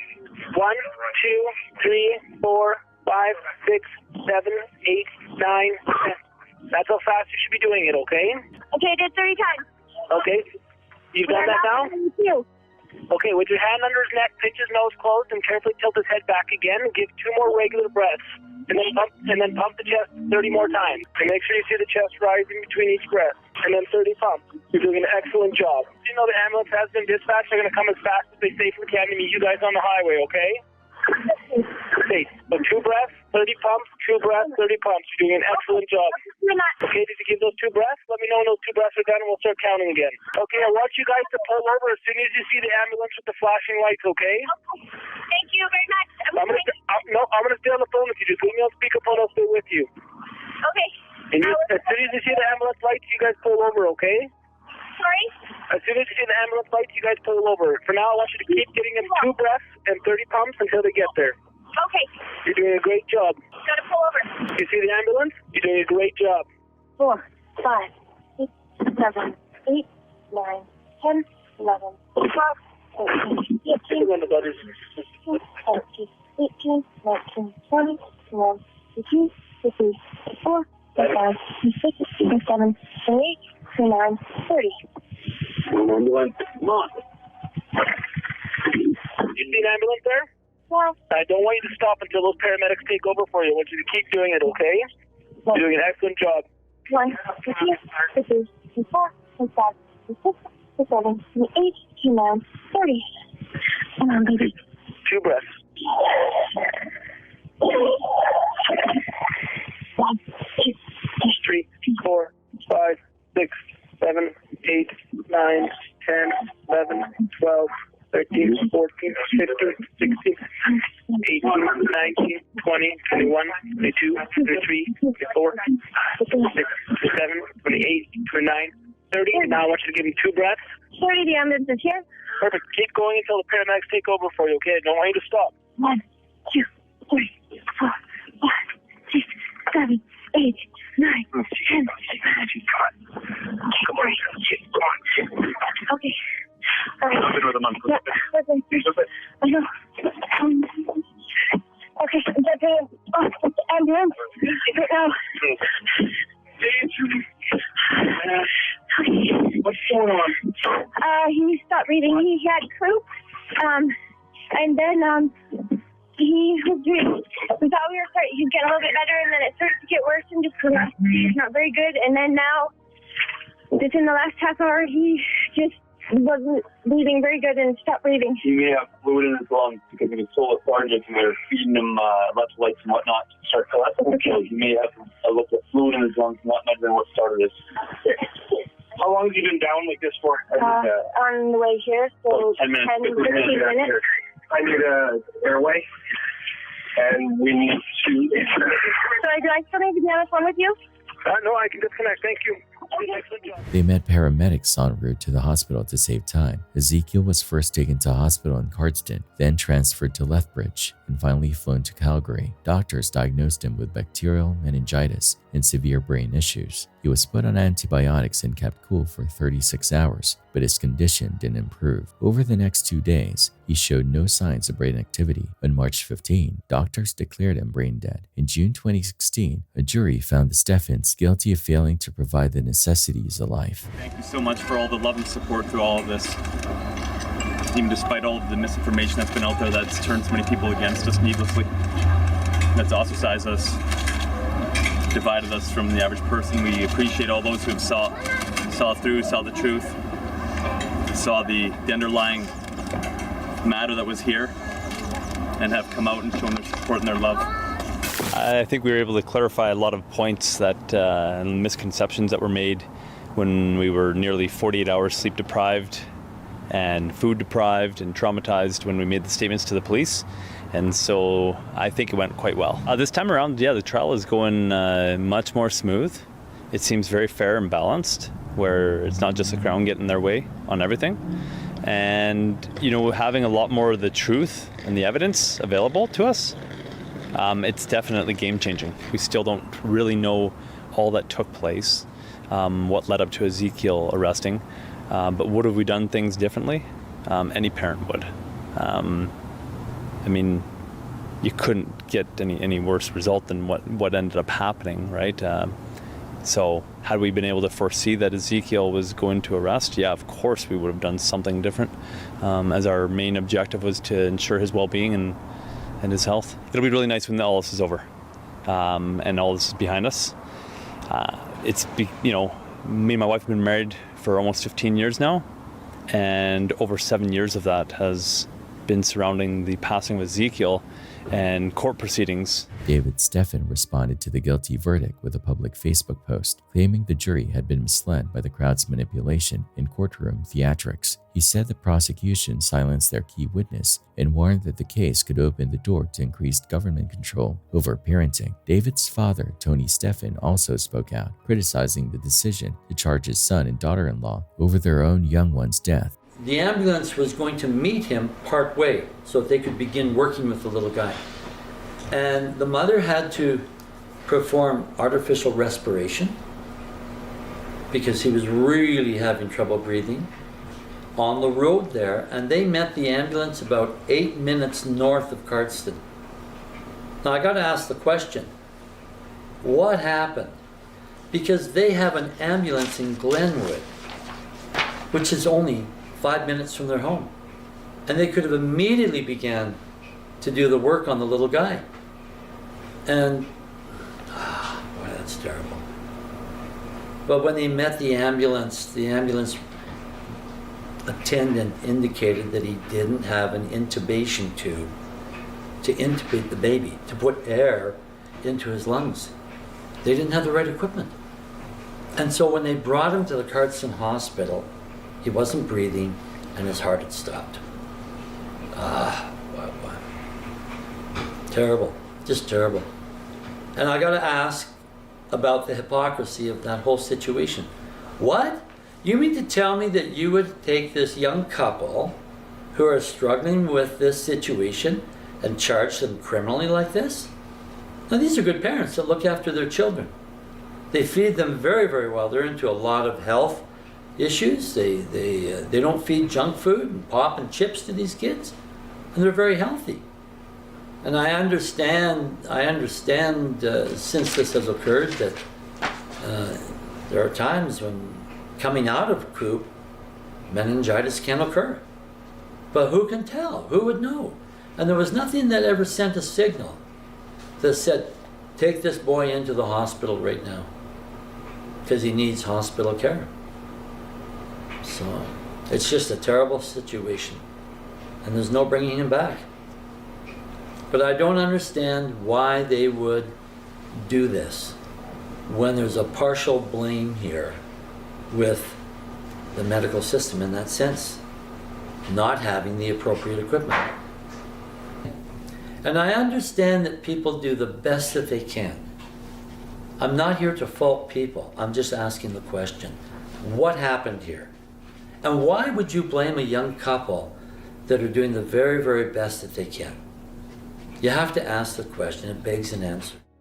The Supreme Court of Canada threw out the guilty verdict and ordered a new trial. This time, it was a judge-only case with no jury. In 2019, that judge found the parents not guilty. The key difference? A defense expert convinced the court that the child died from a lack of oxygen, not bacterial meningitis. Been a significant turnaround in regard to the justice system, or our experience with the justice system over the past 6 years.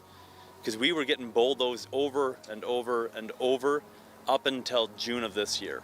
And so it has shown that justice can come, for sure.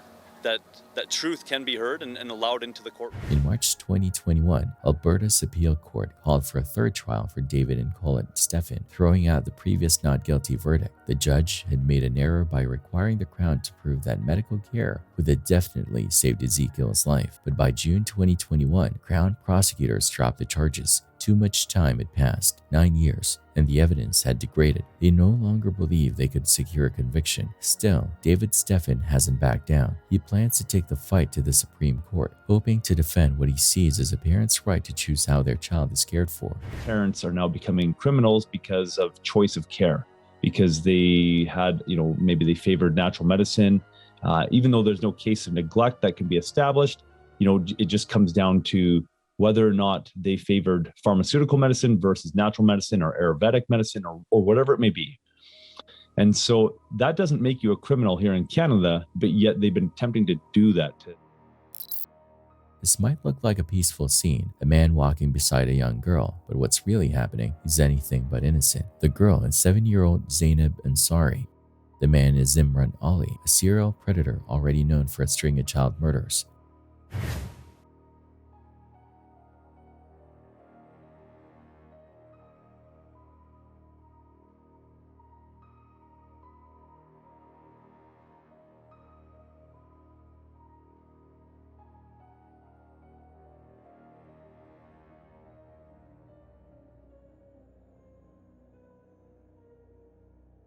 On January 4th, 2018, Zainab vanished. 5 days later, her body was found in a trash heap. She had been assaulted and killed. The footage of the two walking together became key evidence. It was enough to set off a massive outcry across Pakistan. Police eventually tracked down Ali. DNA evidence linked him to at least 8 other child murders. He was later convicted and executed, but this case still haunts many because for every camera that captured him, how many others didn't? Shootings are extremely uncommon in England due to strict firearm regulations, but in August 2021, a 22-year-old man from Plymouth shattered that norm when he used a pump-action shotgun to kill 5 people, including his own mother and a 3-year-old girl. CCTV captured him arriving home mid-afternoon after work, and less than 3 hours later, he walked out the same door armed with a weapon, just minutes after shooting his mother twice. He then moved into the street and began firing at neighbors, first killing a man and his young daughter, then an older man, and finally a woman who had been out shopping. What makes the footage especially chilling is his disturbingly calm demeanor. He strolled through the neighborhood without panic, targeting people at random, showing no concern for whether he knew them. Authorities later revealed that the shooter had a long history of mental health issues and violent behavior, and had aligned himself with the extremist NEL movement.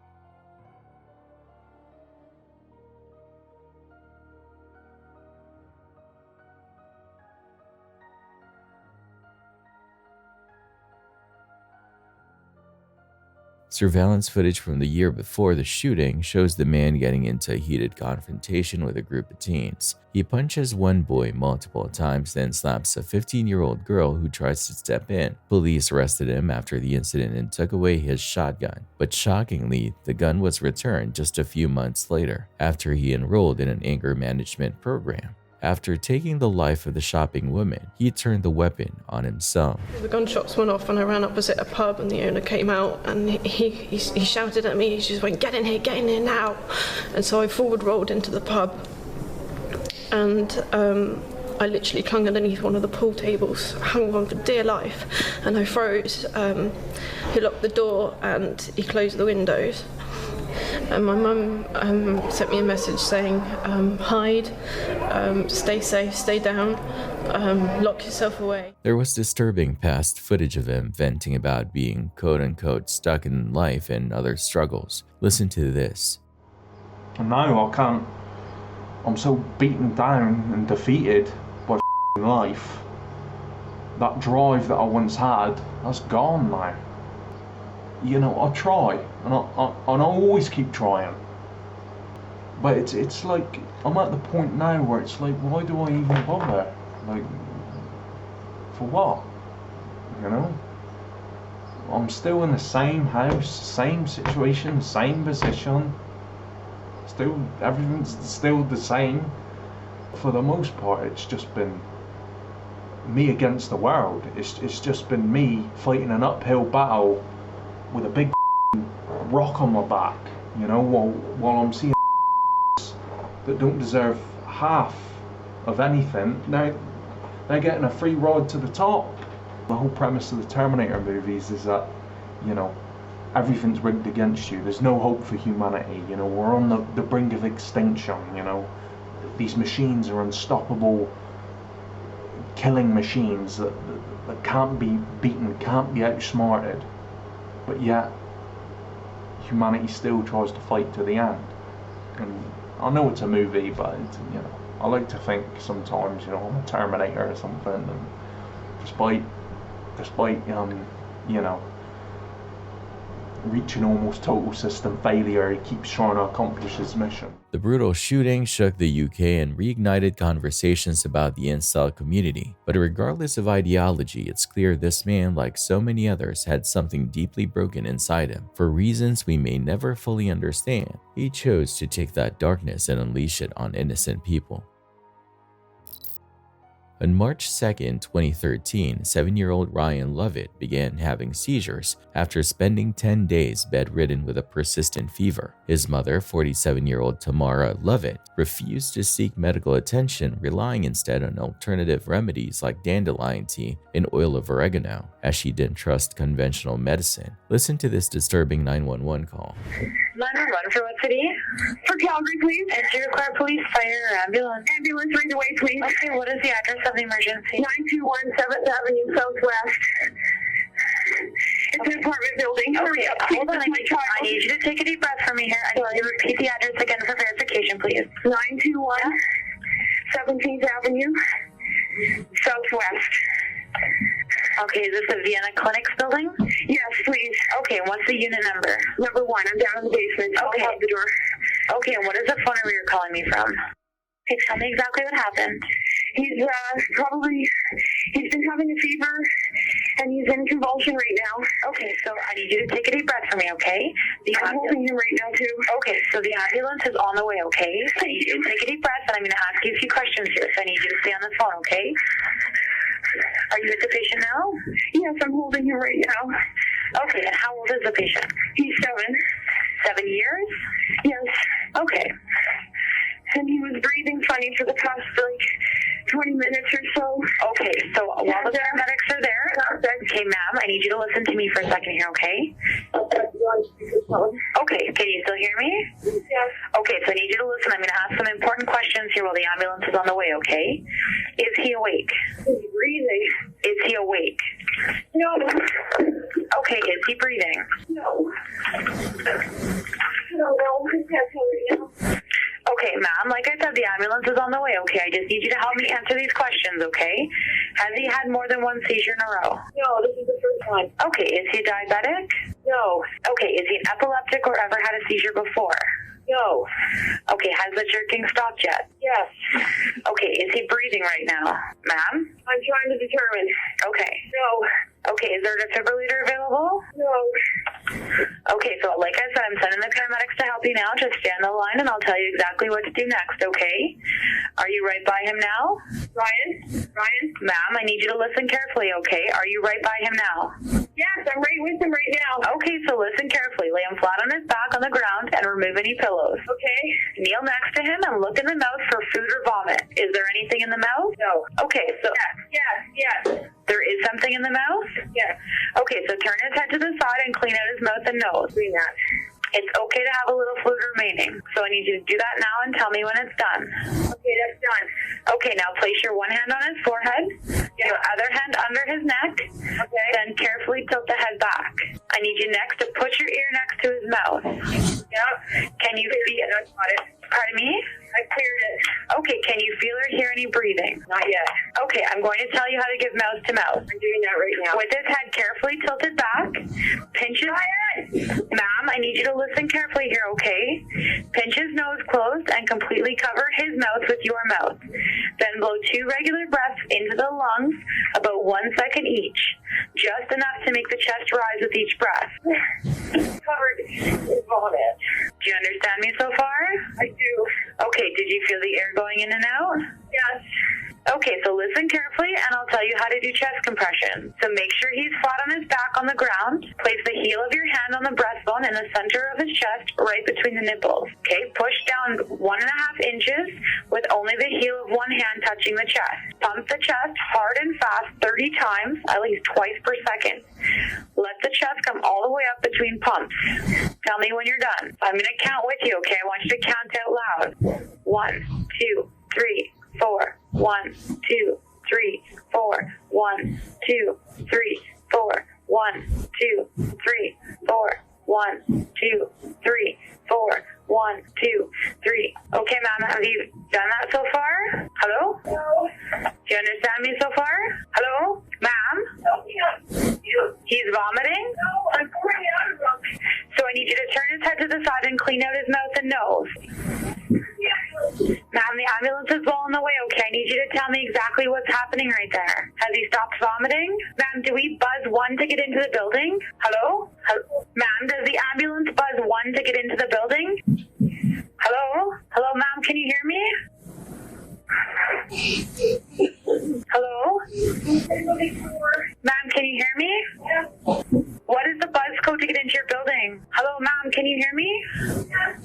Can you answer what the buzz code is to get into your building? The paramedics are here. I know, I thought somebody had the doors open. He's breathing now? And you cleaned out his mouth and nose? Ma'am, can you tell me exactly what you see or hear him doing? Not breathing. He stopped breathing? Yeah. Okay, so can you turn his head to the side and clean out his mouth and nose? Yes, I've been doing that. Okay, so I need you to do that now and tell me when that's done.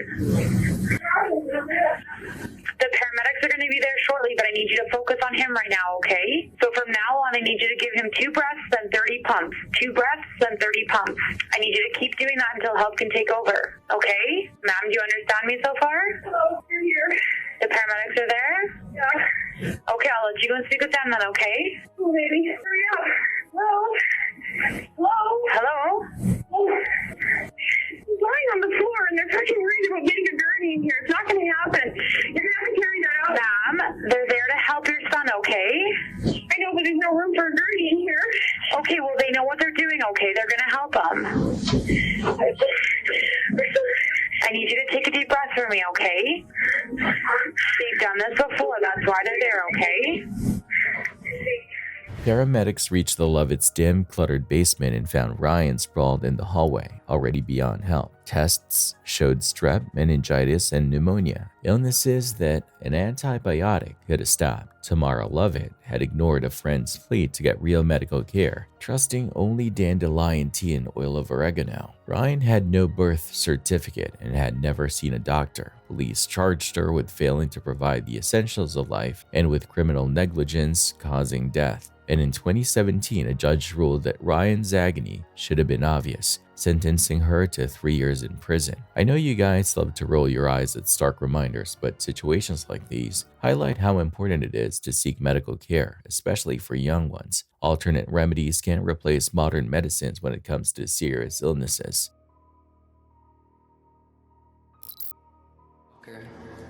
I am breaking through no matter what, like a sleepwalker, unable to stop and think. My actions will be valiant, and my thought is unnecessary. I know what I have to do. I know what's in it, not only for me, but for everyone else. On July 4th, 2022, a 21-year-old man opened fire on a holiday parade, killing 7 people and injuring 48 more. Not long after, a disturbing video surfaced created by the shooter himself. In it, he sits in front of a computer, calmly describing himself as a sleepwalker whose next actions will be valiant. The footage cuts between him talking in strange visuals, symbols, scribbles, and illustrations of mass shootings. It feels like he's trying to explain his motive, maybe even say goodbye, but instead it plays out like the confused ramblings of someone deeply unwell. To leave now, I need to just do it. It is my destiny. Everything has led up to this. Nothing can stop me, not even myself. Is there such thing as free will? Or has this been planned out like a cosmic recipe? The shooter survived and was caught by police while heading toward Wisconsin, likely planning to carry out another attack. Investigators later found he was deeply wrapped up in online conspiracy theories, racist forums, and violent imagery. He had a fixation in mass shootings and dark content, which painted a disturbing picture of his mindset. Ultimately, he was hit with 117 felony charges and remains in custody awaiting trial. Been waiting for, in the back of my head, ready to be awakened. It's what I was sent here to do, like a sleepwalker, walking steady with my head held high, like a sleepwalker, walking blindly. Luke Durbin was 19, living in Halsley, Suffolk.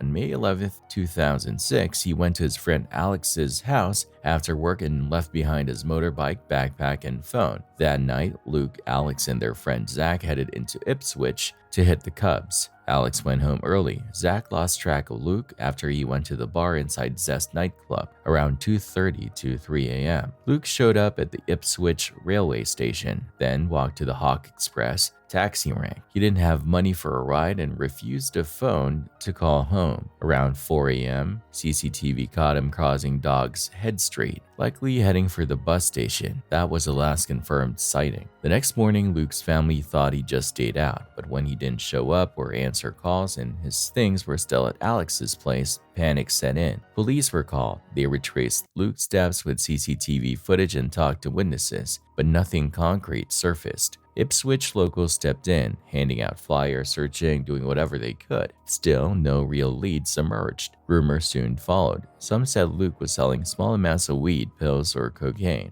Others claimed he owed money to drug dealers from Brixton. One story suggests someone spotted Luke that night and tipped off the Brixton crew. It's believed he may have been forced into a car. A silver or white Volvo was seen near his last known location. Back then, Ipswich's club scene had its own problems. Some security staff were allegedly dealing drugs or connected to violent gangs from London. Clubs like Zest weren't just for dancing. They were part of a larger web. People whispered about the Essex boys and gang fights spilling into town. There were even claims that some bouncers worked together across venues to keep tabs on people, or worse. Luke's case is still open. The facts are thin and the theories are many, but what's clear is that Luke vanished without a trace, and his family is still waiting for answers.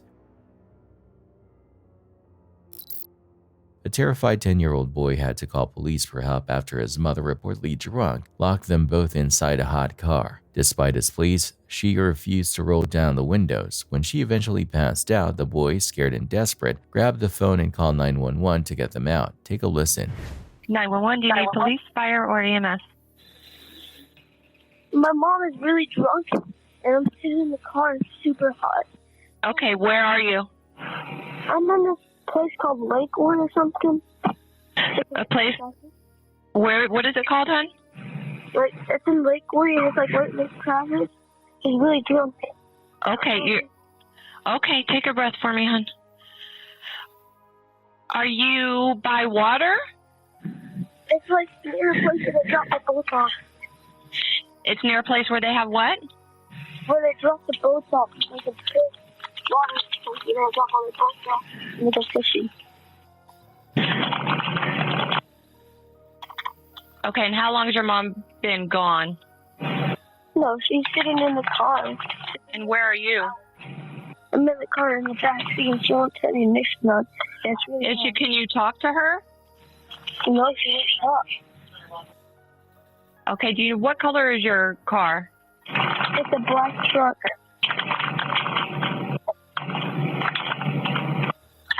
Okay, can you try to get her to talk to me? Talk to them. Oh, she just said no. Okay, that's okay. How old are you? I'm 10. You're 10? 10. Yeah. They're in a truck. Okay, are the windows down, hon? No. Okay, what's your name? All right, and you're doing awesome. What's your mom's name? Adrian. Adrian? What's Adrian's last name? Mom. Can you spell that for me? MOSS. Okay, look around for me, and you said you're by where the boats are parked? No, like they drop off the boat. Okay, by the boat dock. Okay, do you know why you're there? What you guys were doing there? No. Our house is really hot. To the apartment Sergio. Our house is really hot, so she went to a friend's house. Okay. And now we were leaving, left the mom to the Sergio, and I fell asleep, and now we're here. Oh, okay. I see. Do you know what kind of truck that is, that black truck? No. You don't know? Does it have 2 doors or 4 doors? 4 doors. It's a 4-door?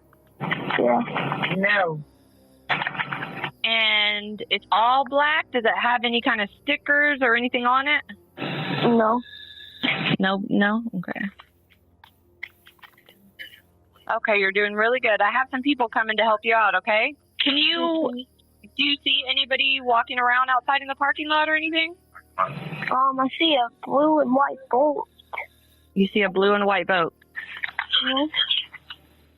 But do you see any people? Yeah. You do? Will you do me a favor? Will you get out of the car and walk up to one of those people and give them the phone? Absolutely not. You don't want to? No. Okay. No, that's okay. Can you roll down a window? Nope. Yeah? Oh, no. The windows are locked. Hey, give the phone to your mother for me, hon. No, she's just going to hang it up. Okay. That's all right. Can you ask her nicely if she could please roll down the window because it's hot? Can you roll down the window? Can you roll down the window? You want to talk to her? She said no. Okay, they're almost there. How long have you been there, you think? Like an hour. Has anything like this ever happened before? No. Okay.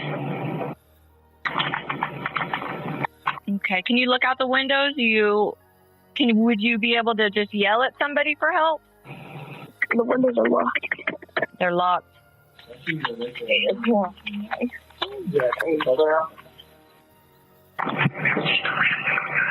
Can you see the ramp that goes down to the water from where you are? Kinda. Can you see like buildings that look like apartments where you are at? Yeah. You can?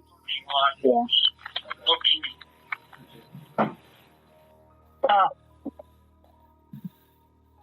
What's mom doing now? I don't know. She's just saying stop.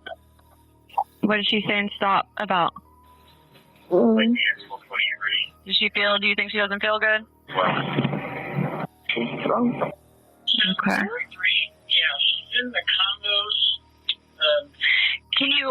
Will you look around and tell me if you can see a dumpster? I can see a police car. You can see a police car? Yeah. Okay, they should be coming to you pretty soon. Okay. I'm going to still stay on the phone until they come, okay? Okay. Okay, you're doing super good. Do you see a policeman? Yeah. Okay, you guys talk to him. You did a good job, okay? Okay. Okay, good job, bud.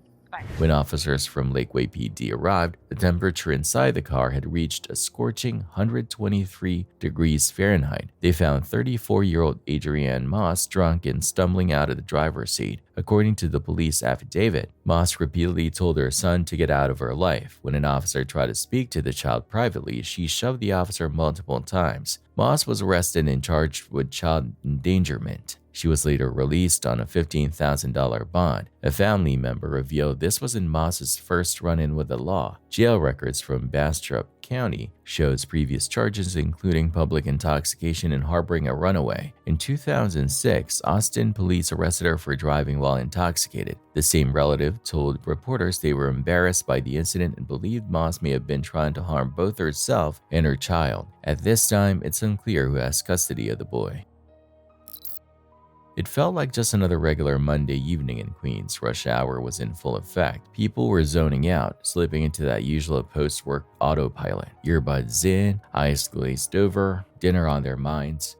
Among the crowd was 51-year-old Edward Leonard, bartender, friend, all-around decent guy. He was heading home after a long shift, probably just thinking about catching the Manhattan-bound F train and getting home before the next wave of commuters hit. But Edward had no idea that his ride, one he'd probably taken 100 times before, would end in something horrific, something final. It was around 6:45 p.m. on May 15th, 2023, Edward arrived at the Kew Gardens Union Turnpike station and tried to board the F train. The doors were closing. Like so many of us have done, he made a last-minute dash. Who wants to wait another 8 minutes for the next one, right? But what happened next was far from ordinary. Witnesses say his coat, or maybe his arm, got caught in the doors right as the train started pulling away. He banged on the side of the car trying desperately to get someone's attention, but the conductor didn't see him. The train kept going, completely unaware that a human being was trapped on its exterior. Edward was dragged roughly 60 feet along the platform. He got dragged by the train car, said Bernice Maitland, a horrified witness who had just gotten off the same train. Was frantic. I was crying. When she saw him, he was lying on the platform, barely recognizable, bloodied, missing a shoe, still breathing. Paramedics rushed to help, but it was too late. Edward Leonard was pronounced dead shortly after arriving at Jamaica Hospital. The cause? Blunt force trauma. Then came the confusion. There were no surveillance cameras covering that section of the platform. Witnesses gave different stories. Some said it was his sleeve. Others said his coat. One source close to the investigation claimed Edward might have been intoxicated, but co-workers pointed out that he'd been taking medication for chronic back pain. The MTA questioned the train crew and conducted drug and alcohol tests, but nothing pointed to foul play or negligence. The train Edward was trying to board, one of the newer R160 models known for safety features, and yet somehow it didn't register that someone was trapped in the door. Afterward, the MTA issued a statement reminding the public that subway doors don't work like elevator doors. If something gets caught, they don't just pop back open, they stay shut. In the days that followed, the MTA pointed to data back in 2012 alone, 141 people were stuck by trains, 55 of them fatally. There had been talk of adding platform screen doors like the ones used in subways overseas, but it's unclear if that would have made a difference in Edward's case. What makes this whole tragedy so unsettling is how routine it all was. Edward didn't fall onto the tracks, he wasn't pushed, he wasn't doing anything reckless. He was doing something most New Yorkers have done, trying to catch a train at the last second, and it cost him his life. Edward Leonard wasn't just another name in a headline. He was a bartender at the Cambria Hotel in Chelsea, known for being generous, kind.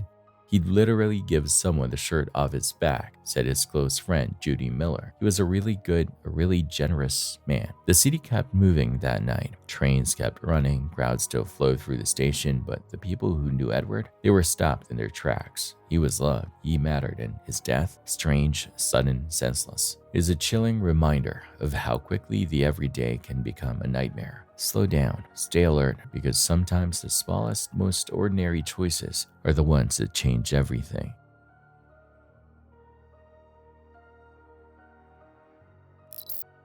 On March 21, 1998, 23-year-old Amy Lynn Bradley boarded a cruise ship with her parents, Ron and Iva, and her younger brother, Brad. The trip, paid for by Ron's employer, was supposed to be a once-in-a-lifetime vacation. Amy quickly drew attention from fellow passengers and crew alike, thanks to her vibrant personality and distinctive tattoos. Some crew members even invited her to visit an Aruban restaurant, coincidentally, the same one where Natalie Holloway would vanish years later. 3 days into the cruise, while docked in Aruba, the ship hosted a black tie dinner. That evening, Amy and her mother felt uneasy due to the overly familiar behavior of some staff, and they also discovered that earlier photos of Amy had mysteriously gone missing from the ship's gallery. Later that night, Amy danced and chatted extensively with Alistair Yellow Douglas, the ship's bass player. Around 3 a.m., Brad and Amy sat on their balcony before he went to bed, assuming Amy would follow soon after. The next morning, Amy was nowhere to be found. Despite the family's desperate pleas, ship staff delayed emergency protocols to avoid disrupting the itinerary. Suspicion mounted when Yellow offered premature condolences to Brad, even though Amy hadn't been officially declared missing. The ship allowed passengers to disembark in Curaçao without conducting a thorough search, prompting the Bradleys to stay behind and continue looking for Amy. The FBI later interviewed crew members and confirmed that a comprehensive search had not been conducted, contradicting Royal Caribbean's claims. While officials suggested Amy may have fallen overboard, her family and investigators strongly disagreed. Amy was known to be afraid of deep water and had plans for the future, making the theory unlikely. Over time, more chilling details emerged. A taxi driver in Curaçao claimed to have seen a woman matching Amy's description. Brad even believed he heard her voice coming from a passing van. Canadian tourist David Carmichael reported seeing Amy with 2 men on a beach and later testified under oath that he was certain it was her. Another witness, known as E, claimed to have seen Yellow give Amy a dark drink on the ship's upper deck the night she vanished. Despite multiple leads, no definitive answers emerged. In 1999, private investigator Frank Jones scammed the Bradleys out of over $200,000, claiming he could rescue Amy. He was later sentenced to 5 years in prison. More disturbing was an encounter reported by a U.S. military officer who met a woman identifying herself as Amy at a hotel in Willemstad, Curaçao. He realized the significance only after seeing a magazine cover later on. In 2005, New Hope surfaced when explicit images of a woman resembling Amy appeared on an adult website under the name Jazz. A forensic expert asserted with coincidence that the woman in the photos was Amy. However, skeptics questioned the timeline based on the hairstyle and photo quality. Despite the expert's conviction, the lead went cold. In March 2010, 12 years after her disappearance, Amy Lynn Bradley was declared legally dead. Her family, however, continues to believe she was abducted and may still be alive. They maintain a website, work with authorities, and remain committed to uncovering the truth about what happened to Amy. It was just another Monday rush hour in Queens. People minding their business, earbuds in, half awake and headed home. 48-year-old Heriberto Quintana was one of them, standing on the platform waiting for the F train, probably thinking about dinner. No clue this would be his last subway ride. Around 4:45 p.m., something happened. A fight broke out between Heriberto and another man. No one knows why. A shove, a dirty look, just another New York moment gone wrong. But as the F train came flying into the station, Heriberto either slipped or was pushed. He fell onto the tracks and within seconds, he was hit. Screams echoed through the tunnel. Witnesses dialed 911. Emergency crews rushed in. They found Heriberto pinned between the train, still alive, barely. He was rushed to Elmhurst Hospital, but it was too late. Heriberto Quintana was pronounced dead. The man he fought with was taken into custody, but police couldn't say for sure, was it an accident or something more? The internet exploded. Everyone had an opinion. Subway safety, mental health, police presence. Some called for more officers, others for platform barriers. Everyone wanted answers, but lost in all the noise was Heriberto himself, a father, a neighbor, a man just trying to get home. One moment he was standing on the platform, the next gone. Rest in peace, Heriberto Quintana, you mattered. Chad Gibson grew up in West London, but the sea and countryside drew him to Cornwall when he was 17. Even after he split with his daughter's mom, he stayed hands-on, proud to be her dad. By December 2015, the 32-year-old sounded upbeat. He kept talking about moving closer to her school in Newquay and was excited about a new woman he just started seeing. Saturday, 19 December began like any other. Around 10:30 a.m., Chad left his flat in St. Austell and headed to Newquay. That night, he dropped into the Central pub where he chatted with mates until a man claimed to be the on-again, off-again boyfriend of Chad's new partner confronted him. The tension spilled into the pub's toilets, and oddly the group snapped photos of Chad. His mom still can't shake how strange that detail feels. CCTV later caught Chad about 6 p.m. walking up 4th Street toward Tower Road in the Headland, his last confirmed sighting. When Christmas Day came and went without a single call or text from Chad, worry turned to panic. Friends and family reported him missing. Police at first figured he was simply enjoying holiday festivities. When more days slipped by, larger searches began. Investigators kept circling back to the pub dispute, wondering if the men from that confrontation knew more than they were saying. But without hard evidence or fresh witnesses, every theory stayed just that, a theory. All anyone knows for sure is that Chad walked out of the Central and vanished. 8 months later, Sharon Gibson's Hope spiked, then crashed. Human remains found near Trigurian had everyone holding their breath until DNA tests proved they weren't Chad's. Since then, Sharon had refused to let her son fade into a cold case footnote. She begged the public for information, pushed police for leads, and kept his story alive in media, desperate for any sliver of truth about what happened after Chad disappeared into that Cornish night. It was a quiet Tuesday afternoon in Astoria, the kind where the sun cuts just right through the gaps in the buildings and glints off the tracks above. For 31-year-old William, it seemed like nothing out of the ordinary. He blended in with a crowd on the Manhattan-bound N-train platform at Broadway and 31st Street, just another commuter waiting for his train. But that ordinary moment turned into something far more haunting.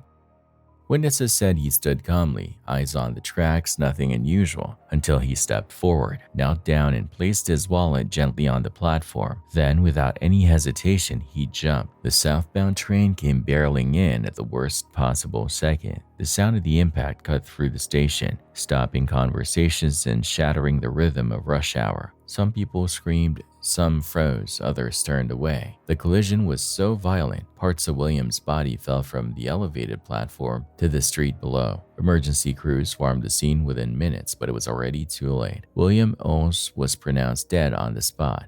Service on the N line came to a halt. The platform was filled with stunned commuters, MTA workers unsure what to do next. Police didn't find a note, but that wallet, that deliberate gesture, seemed to speak on his behalf. It was as if he wanted someone to know who he was, to understand it wasn't some random accident. But what really shook people came just 30 minutes earlier. William had posted one final tweet, just 6 words: "It's time to pay the price." Attached was a 15-second video, blurry, disjointed, possibly a train platform. There was no sound, just glitchy visuals, unsettling cuts, and a creeping sense of dread. The kind of thing that burrows under your skin and refuses to leave. No explanation, no goodbye, just that cryptic final message. The internet exploded. People speculated, argued, searched for clues. Was he trying to say something? Was it art? A cry for help? No one really knew, but what stood out was how calm it all seemed, how planned, how purposeful. It wasn't just the jump, it was the eerie silence that led up to it. His family eventually broke their silence. They called him a deep thinker, creative, sensitive, someone who carried a lot but rarely shared the weight. He was an artist of emotion, one cousin said. They hoped his story would get people to start talking, especially men who feel like they have to stay silent. That day, what started as just another train ride home became something far more tragic. A reminder that even in a city of millions, some people feel invisible. Rest easy, William. You were seen, you were loved, you mattered. Thanks for watching. Stay vigilant, friends.